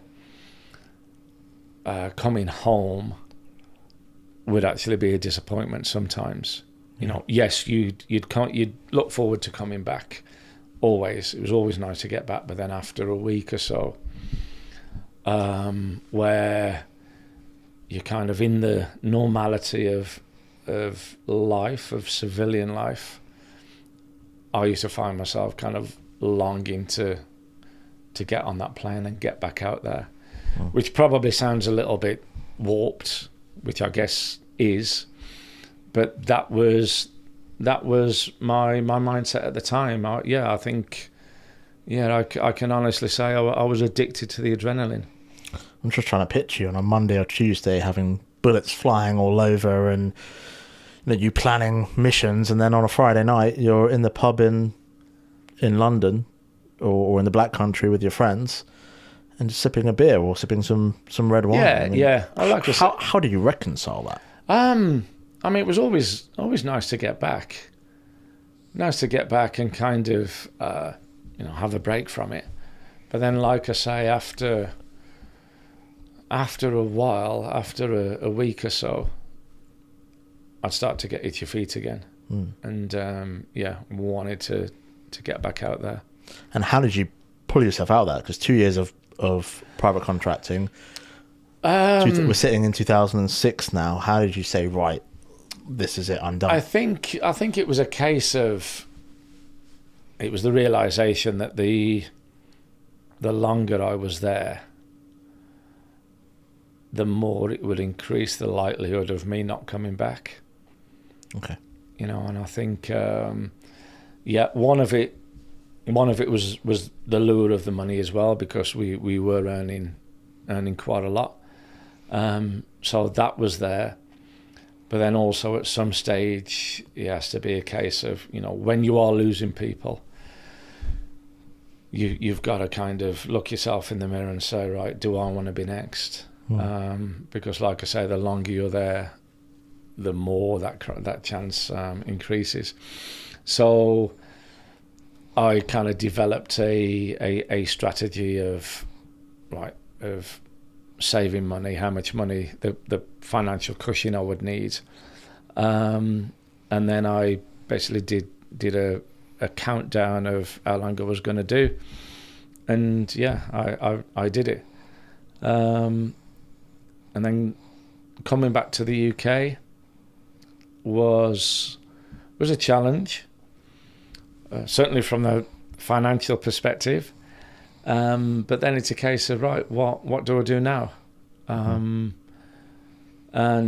at that time, Somali piracy was becoming a real issue, and I decided to start my first company, which was providing armed protection for ships against Somali pirates, and that was my first kind of venture into business.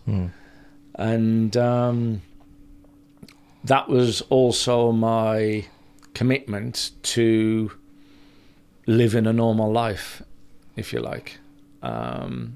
Which sounds incredible, because my version of normal life is probably doing more financial accountancy, tax advice.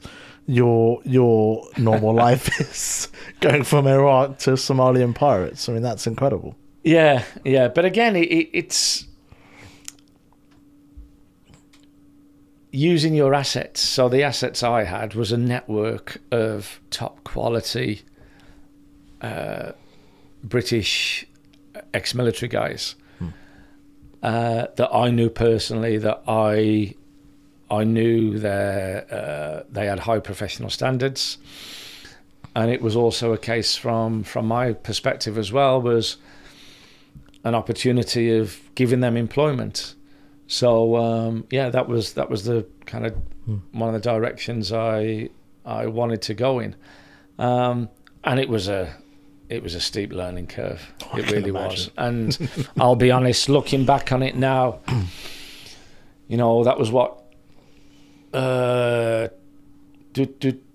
was 14 years ago, my first business venture. Now remember, all my career at that stage had been pretty much institutionalized with the military, with time out in Iraq. I had absolutely no idea about business, about getting out in business, starting a business. I just knew I wanted a business doing this. I didn't even know how to form a company. And I think the first time I tried to do it, Companies House got back to me and said apparently I'd completed the forms wrong, and I had to do it again. So, so that was it. The other thing from that period was that I remember trying to source finance, and again, I didn't really know how to do it.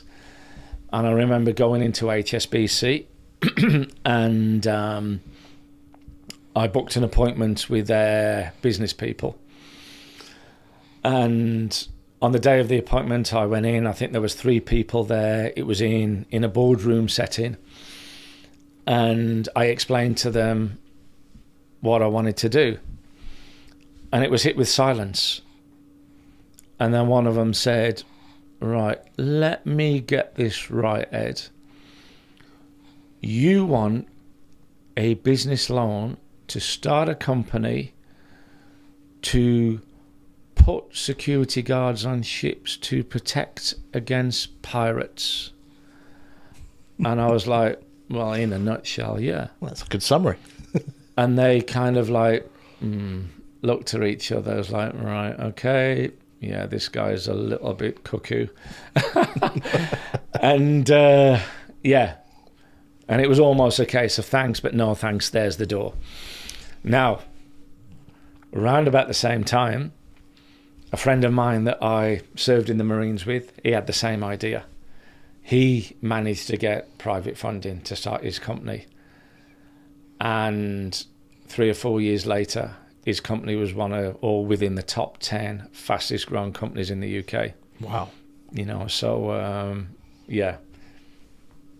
HSB, that was your loss. HSBC, that was your loss. Yeah. Wow. So I'm going to put the timeline back in because I want to make sure people follow. So 1990 to 2004, Marines, 2006, private contracting. Yeah. 2007, I believe you did an undergraduate degree. Yeah. So while I was in Iraq, I did a degree in security and risk management. And that's quite interesting because you mentioned a bit earlier, when you're sort of in your late teens, academics was sort of, one part of your life, but actually it was more the sportiness, the running, Yeah. So how did you come back to the academic side? I think it was the realization that I probably should have done it when I was younger, when I thought I knew it all, and I clearly didn't. Yeah, and I think it was the realization that I need these bits of paper to take me to where I wanna go. It was also the realization that I'm not always going to be young enough and fit enough to be able to run around with a rifle, in Iraq. At some stage, if I want to progress in this industry, I'm going to have to get a desk job or whatever. And if I want the good jobs, I need to get the right qualifications. So, and I've always been quite good at writing. Even though I went to a comprehensive school with low aspirations, I was always quite good at articulating, my thoughts on paper. So I did my first degree in security and risk management, and then at the time of when I had the maritime security company, there was an opportunity to maritime security. There was a massive boom in it, and it became the in thing at that time. So some universities started offering master's degrees in maritime security. So I saw that as a opportunity to put myself in front of clients with that added credibility. Because again, not everyone knows about the military. I could go into a meeting with a potential client and say, right, I'm an ex-Marine sniper. Means nothing to them. The next guy could come in and say, I was a chef, in the Air Force. They don't know the difference. I think everyone understands the commonality of a degree and a master's degree. So that was the reason I decided to do it, and I did it, and I got a pass with distinction. So amazing. Wow. So maybe I'm not as stupid as I look. Not at all, Ed, not at all. But that's quite amazing that because the theme that I'm getting through your life is that you're extremely determined, and you've got that sort of grittiness to you. And it was sort of your dad saying, you can't get into the Marines. Look at, people from our background don't do that. Yeah. And then you got in, 0.5% sort of pass rate. Then it was sort of, right, you've had a, amazing career in the Marines and the military. And then you go, right, I want to do an undergrad and then masters and then pass that with distinction. Yeah. You've achieved the elite in the military, which 99.95% of people don't achieve. Then you go into the academic side, again, only a tiny portion achieve what you've achieved. Then now you're trying to tackle the world of business. Yeah. To those that are trying to find inspiration here, what motivated you to be the best? Failure. So when I was a kid, I was football mad. I lived and breathed football. As soon as it got light, I would be out kicking a ball around until it got dark. Everything about football, I I just couldn't get enough of it. The only problem was I wasn't that good. Like most people, yeah. Yeah. So having said that, the school that I went to, they absolutely dominated the West Midlands. That school team was phenomenally strong. So I guess, and I spoke to an old school friend recently, and he said, don't beat yourself up about it. You would have got in any other team you would have got in. But the impact that had on me was, I wanted to get into that team, but I was never good enough.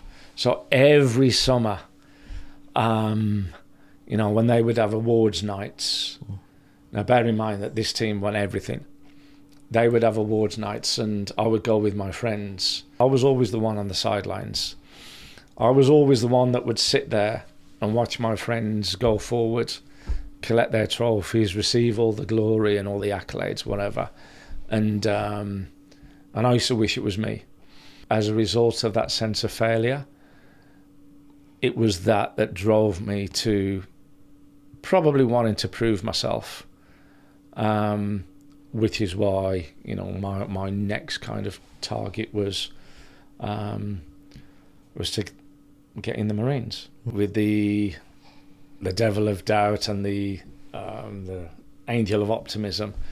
I used to have a lot of the devil of doubt, and I think the Marines kind of kicked that out of me, made me more confident, made me more optimistic, made me take more risks, and also give me a bit of an attitude of not giving a shit. Also, I think when it comes to a lot of things, I'll throw myself in, and it's, if it works out, great. If it doesn't, I'll find a way to make it work out. And that's pretty much been my journey in business as well. Like I say, my whole career up to that point was very much institutionalized. I did not have a clue, but it was what I wanted to do, and I threw myself in head first, and learned along the way, learned a lot along the way. And I think that's, I don't think there's any better lesson than failure. There are always going to be things that you don't achieve. Yeah. But it's how you evolve from that and take those points to then go and achieve something else. Yeah. And in this case, it's different fields. Yeah. And there are plenty of interviews of even football players not getting into their teams. I mean, Michael Jordan in the basketball field, famously didn't get into some of his teams. Right. Kobe Bryant, some of the best basketball players didn't get even into their high school teams. And you're sort of going, you're some of the best players ever in an extremely elite field. So I want the audience to really appreciate that failure, to your point, is truly the best lesson. Yeah. And talk about challenges. Business is always a challenging field. Yeah. So you're riding high. You're fighting off Somalian pirates. Yeah. or your team is, and you're serving some incredible clients. This is sort of 2010, 2011, 2012 kind of time, just after the global financial crisis. What was it like at that time? You're running your business, you're CEO, you're flying high, right? It was, I wouldn't say flying high. It was more of a muddle along. We kind of ticked over. But that first company went for 3 years, and then it went under, which in itself was a massive, massive lesson. The fact that I'd dedicated so much time, money and effort to that company, and then suddenly it's gone. And when that first hit me, it was like I've been hit with a baseball bat. I felt that's 3 years gone, and money we'd lost and whatever else. And I remember I had to mentally process this. And I took myself out for a walk. It was all mulling over my mind. And then I was like that, right, stop. What's done is done. You're not the first. You won't be the last. Pick yourself up, go again. The problem was I could pick up the phone and I could call up my mates in Iraq, and I could probably be out there next week and I could be earning good money again and whatever. And I was like, yeah, but I've done Iraq. Iraq, again, the fact that you're there, you're putting yourself at risk. And also, I can't keep relying on Iraq to keep bailing me out, you know, when things go wrong. So I thought, right, well, what do you want to do? I want my own business. Okay, but you've got no money. Well, make it work, make it happen. Next thing, I had this approach from a guy that was one of the very first yachts that I'd worked on, super yacht. He'd since moved on to another yacht and been promoted as captain. And he reached out to me randomly. I hadn't heard from him in God knows how long. And he said, right, Ed, I'm now a captain. The owner wants security. Can you do it? So I was like, yeah, not a problem. Of course. So he said, right, can you get out to Monaco in 2 weeks and meet representatives of the owner? No problem, I'll be there. And I got off the phone. I was like, right, shit. I can't afford to barely pay for my next meal. How am I going to get out to Monaco to meet representatives of the owner of a super yacht? So I had to think about it. I picked up the phone. I phoned a friend of mine. Asked him if he had any jobs going. He gave me some labouring jobs, 60 quid a day. I then managed to, weekends, get myself jobs as a doorman, 60 quid a night. So I was working pretty much like every day, shoveling barrel loads of cement.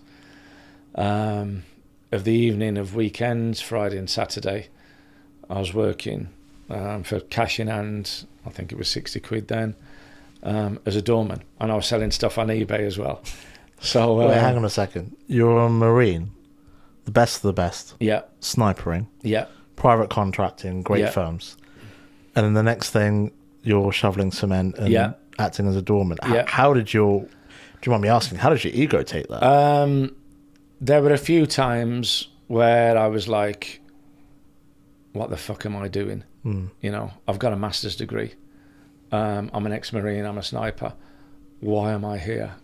And then I'd like, you know, give myself a slap around the face, and it's like, look, you're here because this is the situation you're in right now. It's not going to be forever. Suck it up, do what you've got to do, and earn the money. You know, don't be a job snob. And as much as I hated it, that's what I had to do. That was the means to an end.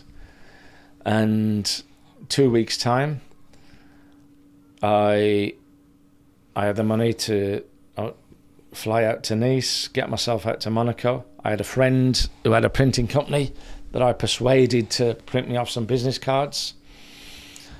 Got myself dressed up, and I'm on that plane out to Monaco, and met representatives of the owner, and we got the job. Amazing. Yeah, we got the job. And that was our first, my new company that was, you know, just registered. I don't even know if we had I'm not sure if we had we might have had a website holding page, that's all. But whatever it was, we did enough to land that job, which went very well. So again, I managed to get really good guys on it. Friends who, you know, they really pulled together for me. So everyone was impressed with them. The owner then recommended us to his friend, who was another yacht owner, who then, that job went very well as well, who then asked whether we could start looking after some of his assets in London. And next thing, we kind of expanded into the close protection and residential security side of the business.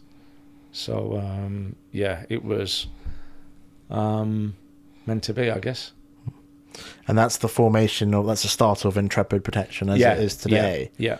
Which is you specialise in close body protection for high net worth individuals. Yeah, close protection, residential security, investigations. That's interesting. Yeah. Investigations, like private investigations of people and private investigations. So we've got an expert on board that can pretty much find out anything about anybody. Interesting. Yeah. So Intrepid today, it's grown over the last 10, 12 years. Well, we had a massive blip. So lockdown, of course, really hit us. Yeah. Lockdown was a very, very tough time for me because basically we provide people to people. And business dried up. Managed to keep the head above water. But then the biggest thing after lockdown was the war in Ukraine, because most of our clients were Russian.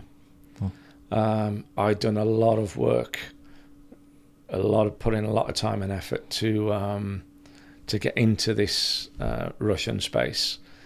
As a people, they don't trust easy, but once you've earned that trust, you're pretty much in, and they're good people. They are good people. And then suddenly with the Ukraine war, not so much the sanctions, but the anti-Russian sentiment that was out at that time, a lot of Russians left. They got up, they left, and those that weren't here, that we used to take care of when they would visit, they stopped visiting.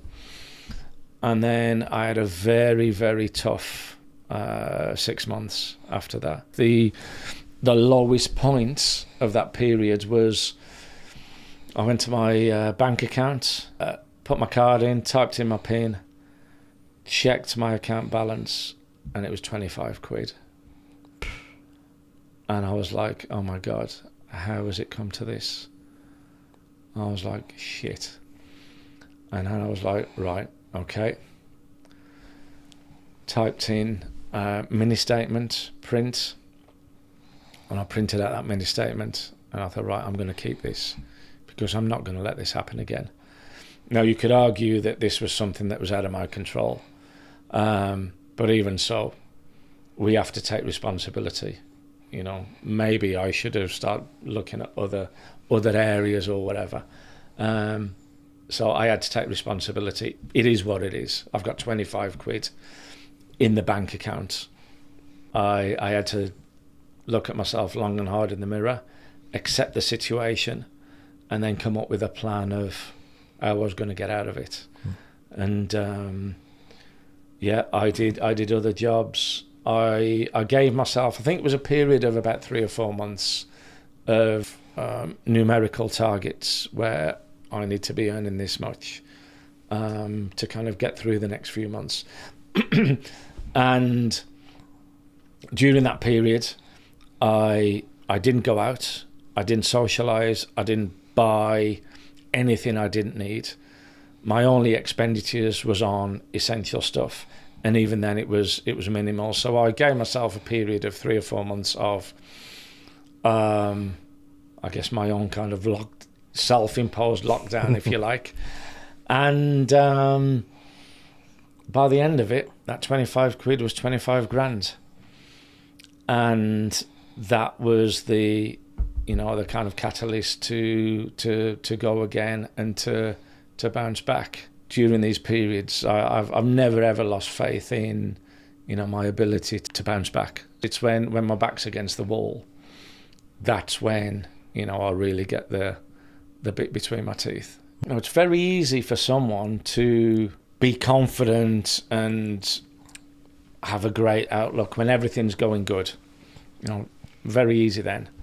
I think you see the mettle of someone when things aren't going well. you know. And I will often say, never judge a man by how he reacts in victory, but by how he reacts in defeat.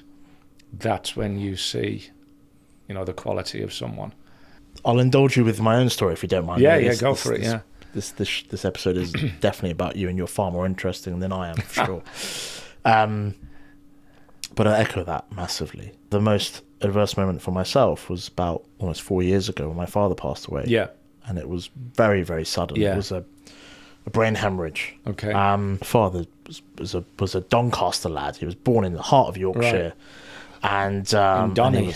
Donny, and he was a hard, tough people. Yeah, very tough people, very direct man. Yeah, and of course loved him to bits. He was my father, and he had his own journey and becoming an accountant and starting Apex Accountancy, the firm that's still alive today, and the people that he served. And to be honest with you, I knew nothing about the business at all. I mean, I used to rock up to the office and helping out, put the garbage out, or, you know, do very little things. I knew nothing about the business, really. Right. But I knew that his clients respected him because they would come around for dinner, or, you know, there's personal relationships. And at the back end of 2020, he fell ill with COVID. And he was at home, and this is the first time my father had ever been sort of seriously ill. Yeah. He had a few sniffles and coughs, but, you know, he's your dad. He's your sort of hero. He was just an absolute beast. He'd get through work and just he had that determination that you speak about. So it was extremely worrying. And he beat COVID. It was completely out of his system. So typical dad, he'd go to the office and start working again, even though he wasn't fully recovered. Yeah. But he just had that determination to complete his work and fulfill his duty to his clients. And then 5 days later, he passed away out of nowhere. And I remember getting the call. I was sitting in this flat, actually, just upstairs on the sofa. And it was about 12:30. And Mum gave me a call going, Dad's in hospital. But he was getting some, you know, medicine, you know, just because he was feeling a bit achy from his aches and pains or whatever. And in my head I went, he's becoming an old man, isn't he? He's 59. I'm going to tease him for this. So I called him to tease him. And it was about 1 o'clock. And he could barely speak on the phone. And I was very worried at that time. I was sort of going, this is a bit weird. Don't like this at all. I'm going to go. I never felt like this before. I'm going to go and meet him. Because I always thought my dad, he was the guy. He was my guy. He was my father. He would always be indestructible. Yeah. I mean, he was my superhero. I've never heard him in that state before. So I thought, you know, I'm going to get ready. I'm going to leave.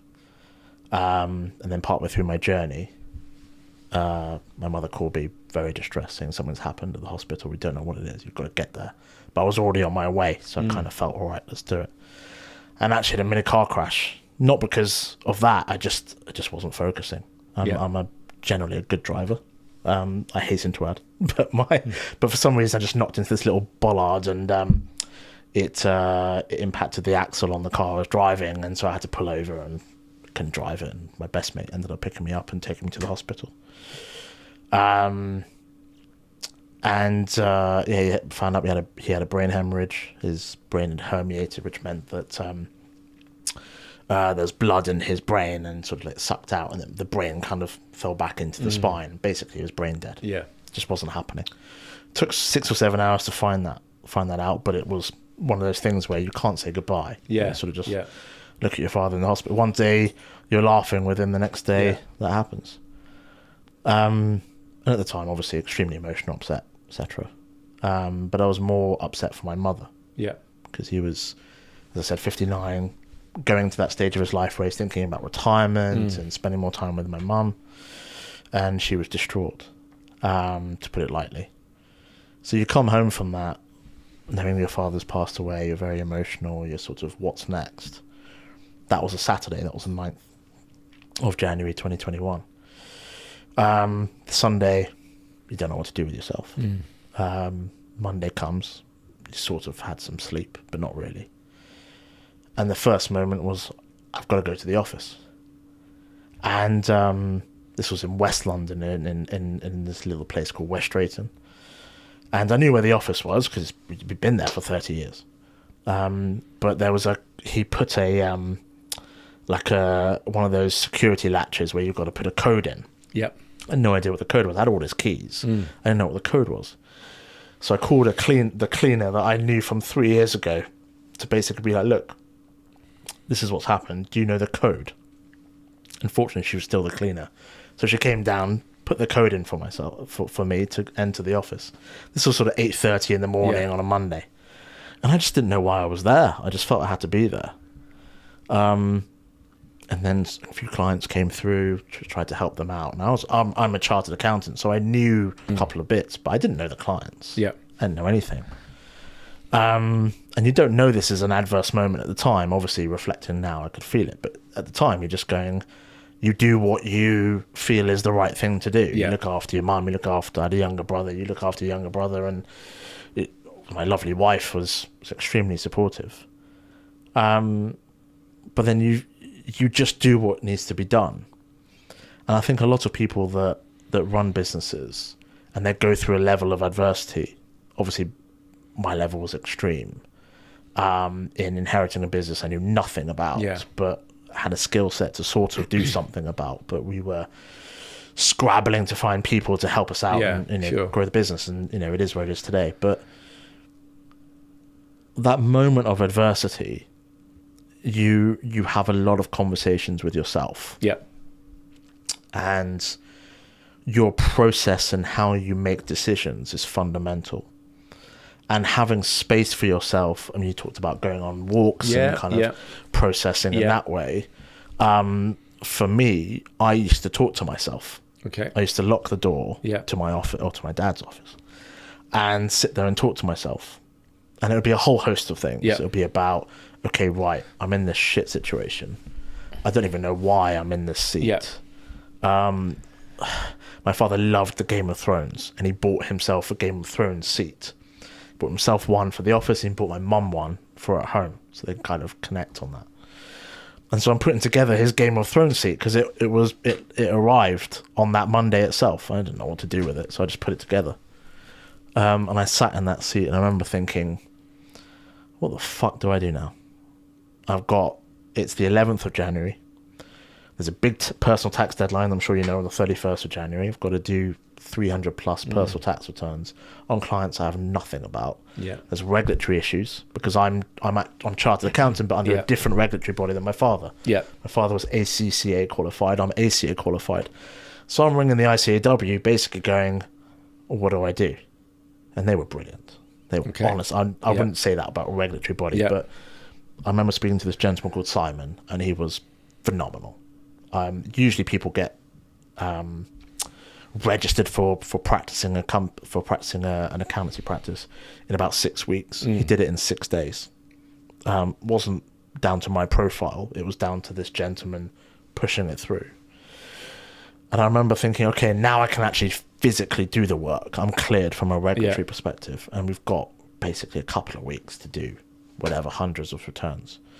And the clients were phenomenal getting through that. But now I look back at that time, I was a bit of a robot. I kind of sat there and just did the work. And just beasted it out. And it is what it is. Hired people, right, can you do it? Good. Get on with it. Here's the money, get on with it. But those are the every business owner will have their moment where it is extremely difficult. You don't know it at the time. You might have half a thought to yourself. But you've got to find a way to make decisions. And that has shaped me into someone today who is a lot more determined, who's a lot more focused, who can deal with, I mean, you throw me any situation, maybe not Iraq, but if you throw me any situation, I could probably deal with it. And you have that clearly. And I think that for anyone that wants to start a business, they've got to know that you will have your moments. And Tom Hanks would say, this too shall pass.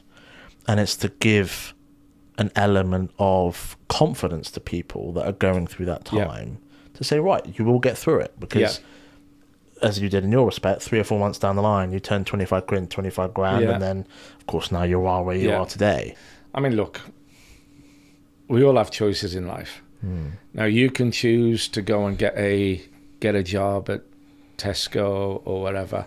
Yeah. Your choice, be comfortable. You can go into work every day knowing exactly what you have to do, and knowing at the end of every month you will get your salary. Weekends you'll go home, whatever. And if that's for you, then fine. It's not for me. I need a bit more than that. Now, what I've found is the excitement, the challenges, the thrills I get from business has replaced what I used to get in the Marines. I think if I was to have a normal 9-to-5 job, I'd probably be a little bit kind of depressed and a little bit down. And in fact, I wouldn't have a 9-to-5 job. I need something which is going to challenge me. And yes, those challenges haven't always gone my way. But again, I don't want to sit in that comfort zone.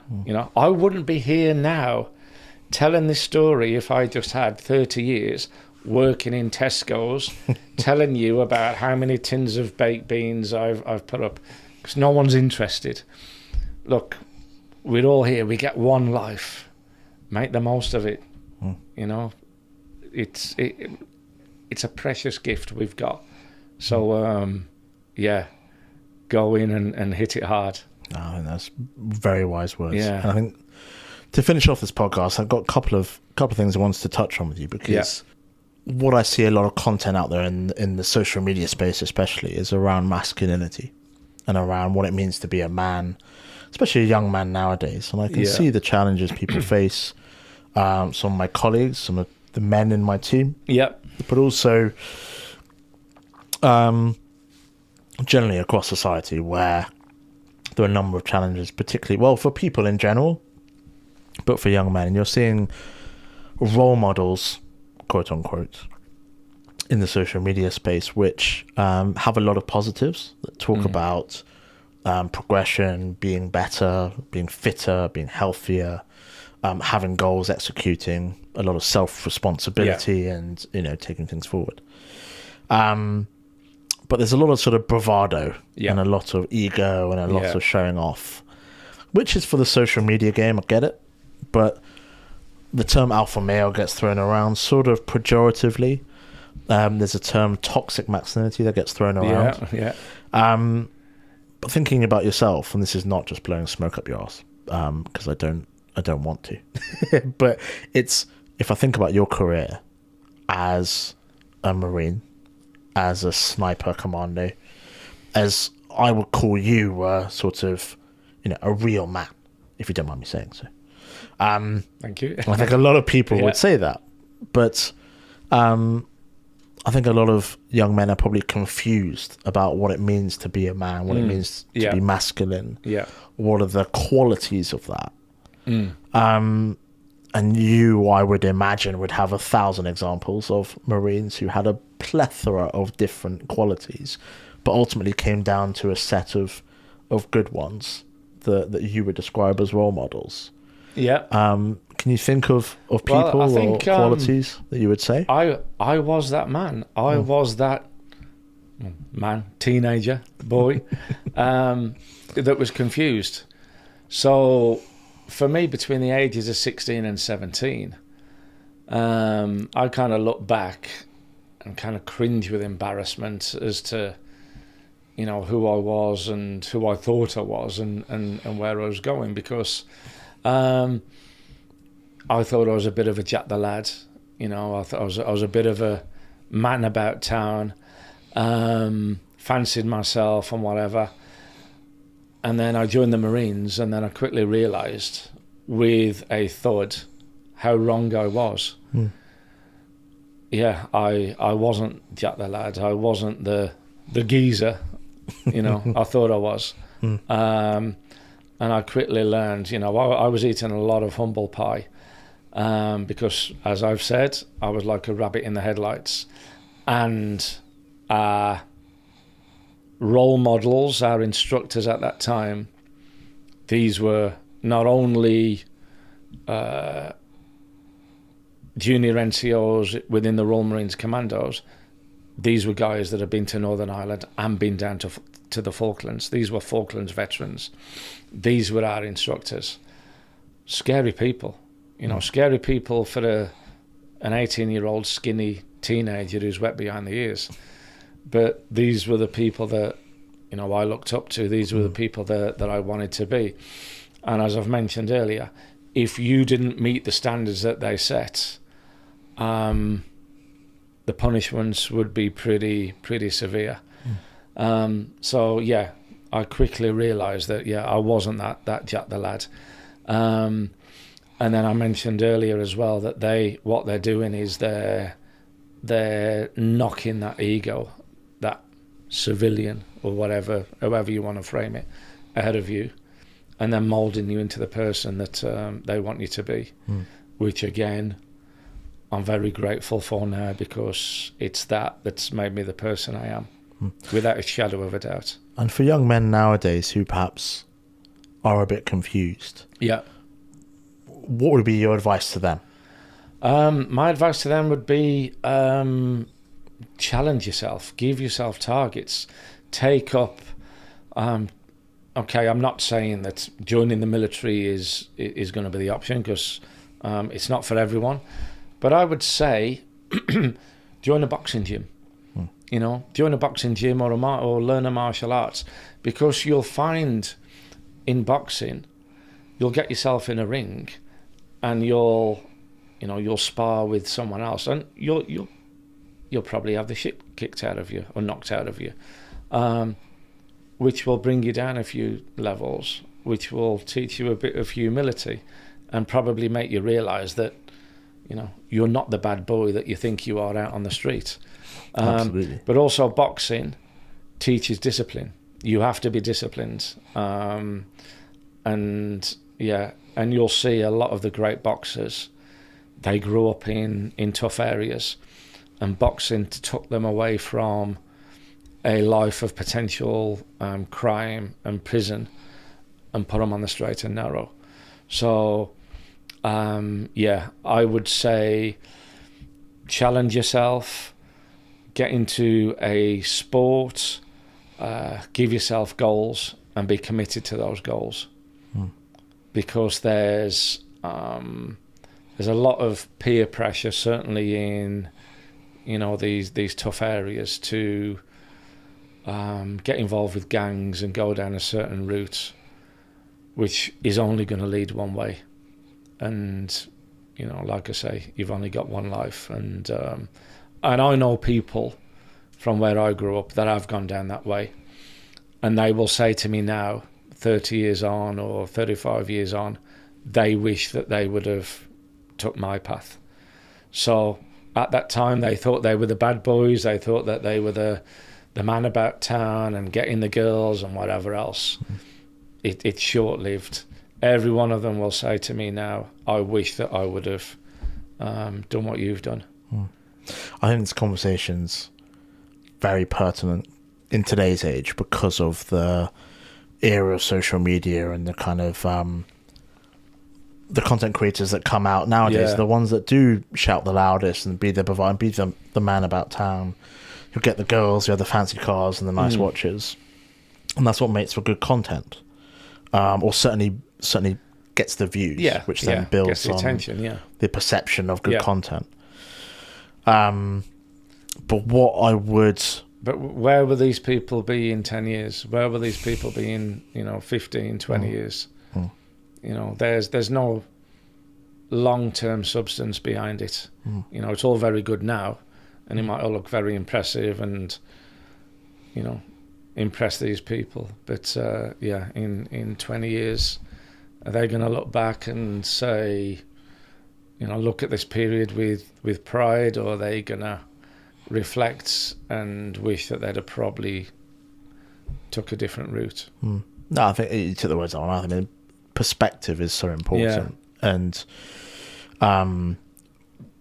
what I would say to someone, as particularly young men, but I think just young people in general, who they're looking up to their role models, who see on social media these these supposedly impressive people who have all the nice things and whatever. I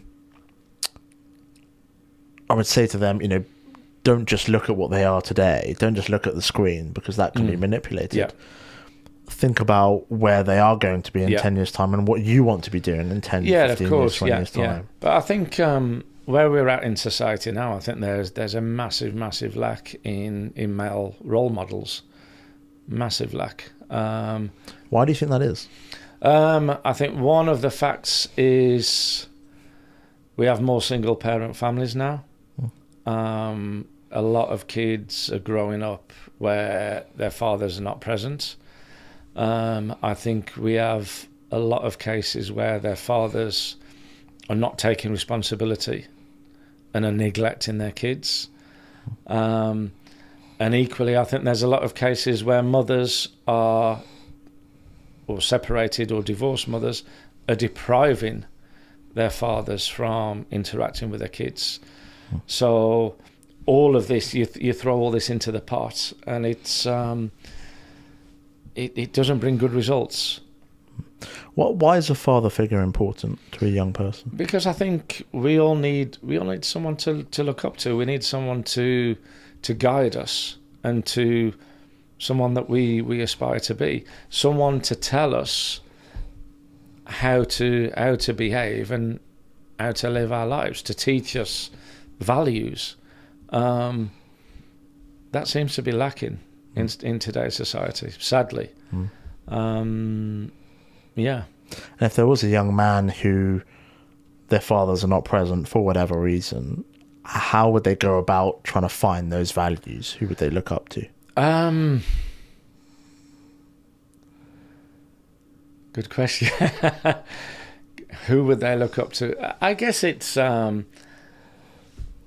it's difficult to say, because it depends on the environment they're in and the people they've got around them, and where I was going to say where they want to go in life, but they probably don't know where they want to go in life. This is the thing. And I guess in the absence of fathers would be school teachers. But from what I'm seeing at school now, they're not exactly, the males are not exactly good role models. I mean, when I was at school, we had this Welsh PE teacher, Mr. Jones, who was tough as nails, rugby man, and you didn't mess with him. You didn't mess with him. And I think nowadays schools don't want those kind of teachers. They want cuddly, woke,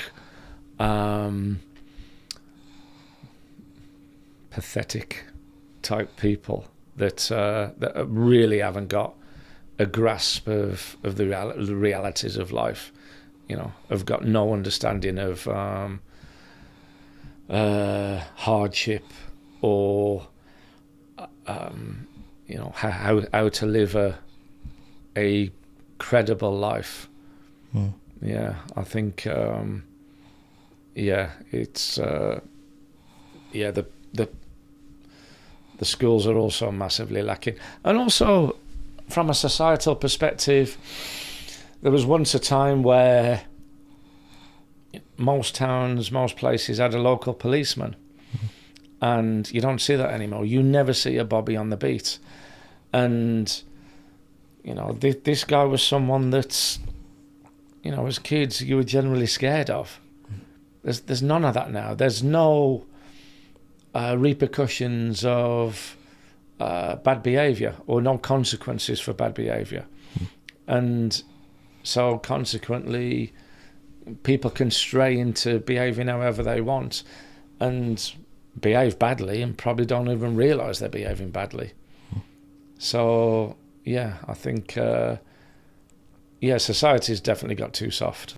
The other thing where we kind of fall down is in society, or maybe as men now, is accepting responsibility. So it's about accepting responsibility of where you are, how you got there, analysing it and whatever. It's very easy to blame circumstances or other people. Whatever you are in life, whatever you've done in life, has come through your decisions and your actions. So you've got to, take that responsibility and do something about it. And I couldn't think of anything more of an example than in war, where the tiniest of decisions could have death or some serious impact on a member of your team. Yeah. And so, to your point about not everyone should go through the military to get that level of responsibility and understanding, but it does teach you that. Yeah. And I'm sure there are many analogous examples within society, and I think if men could experience those more, they would then take those lessons into civilian life, into what they do. Yeah. I've thoroughly enjoyed this conversation. I really, really appreciate you, respect you, and appreciate your time, more importantly. Thank you. We've got a closing tradition on this podcast. Yeah. Where we ask a question to you, which we told you in the pre-show briefing. You've had some time to think about. I've completely forgotten it. Don't worry. So don't worry. Be on the spot. So the question is, if your 18-year-old self had a discussion with your 80-year-old self, what do you think that discussion would be about? Right. Okay. The funny thing is, I was recently chatting to my daughter, and she's 19, and then I was like that, oh my God, when I was your age, I was in Northern Ireland. Wow.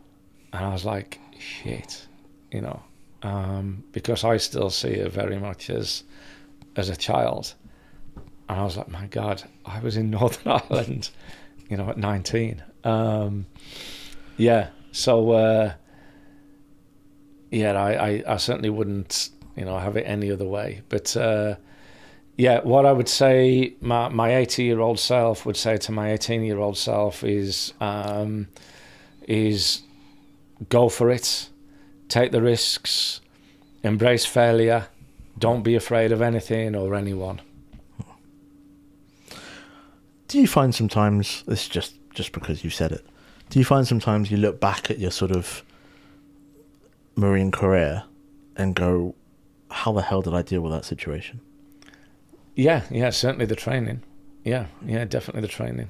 I find, as just a knee-jerk response, I find that fascinating because you've been shot at by a plethora of people,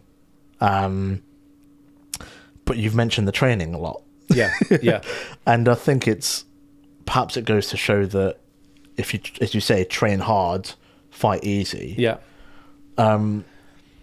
And that in life, I guess, prepare well. Is it really all in the training and the preparedness? Well, I think. When I say the training, I mean the basic training of when you join up and you go through the 30 weeks of commando training to get your Green Beret.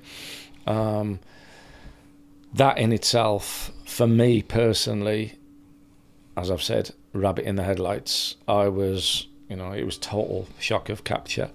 Nothing really could have prepared me for what I was letting myself in for. Wonderful. Well, Ed, I'm going to cheers you. Thank you very much for your time today. Really appreciate the conversation. You're welcome. My pleasure. Thank you. And that's a wrap.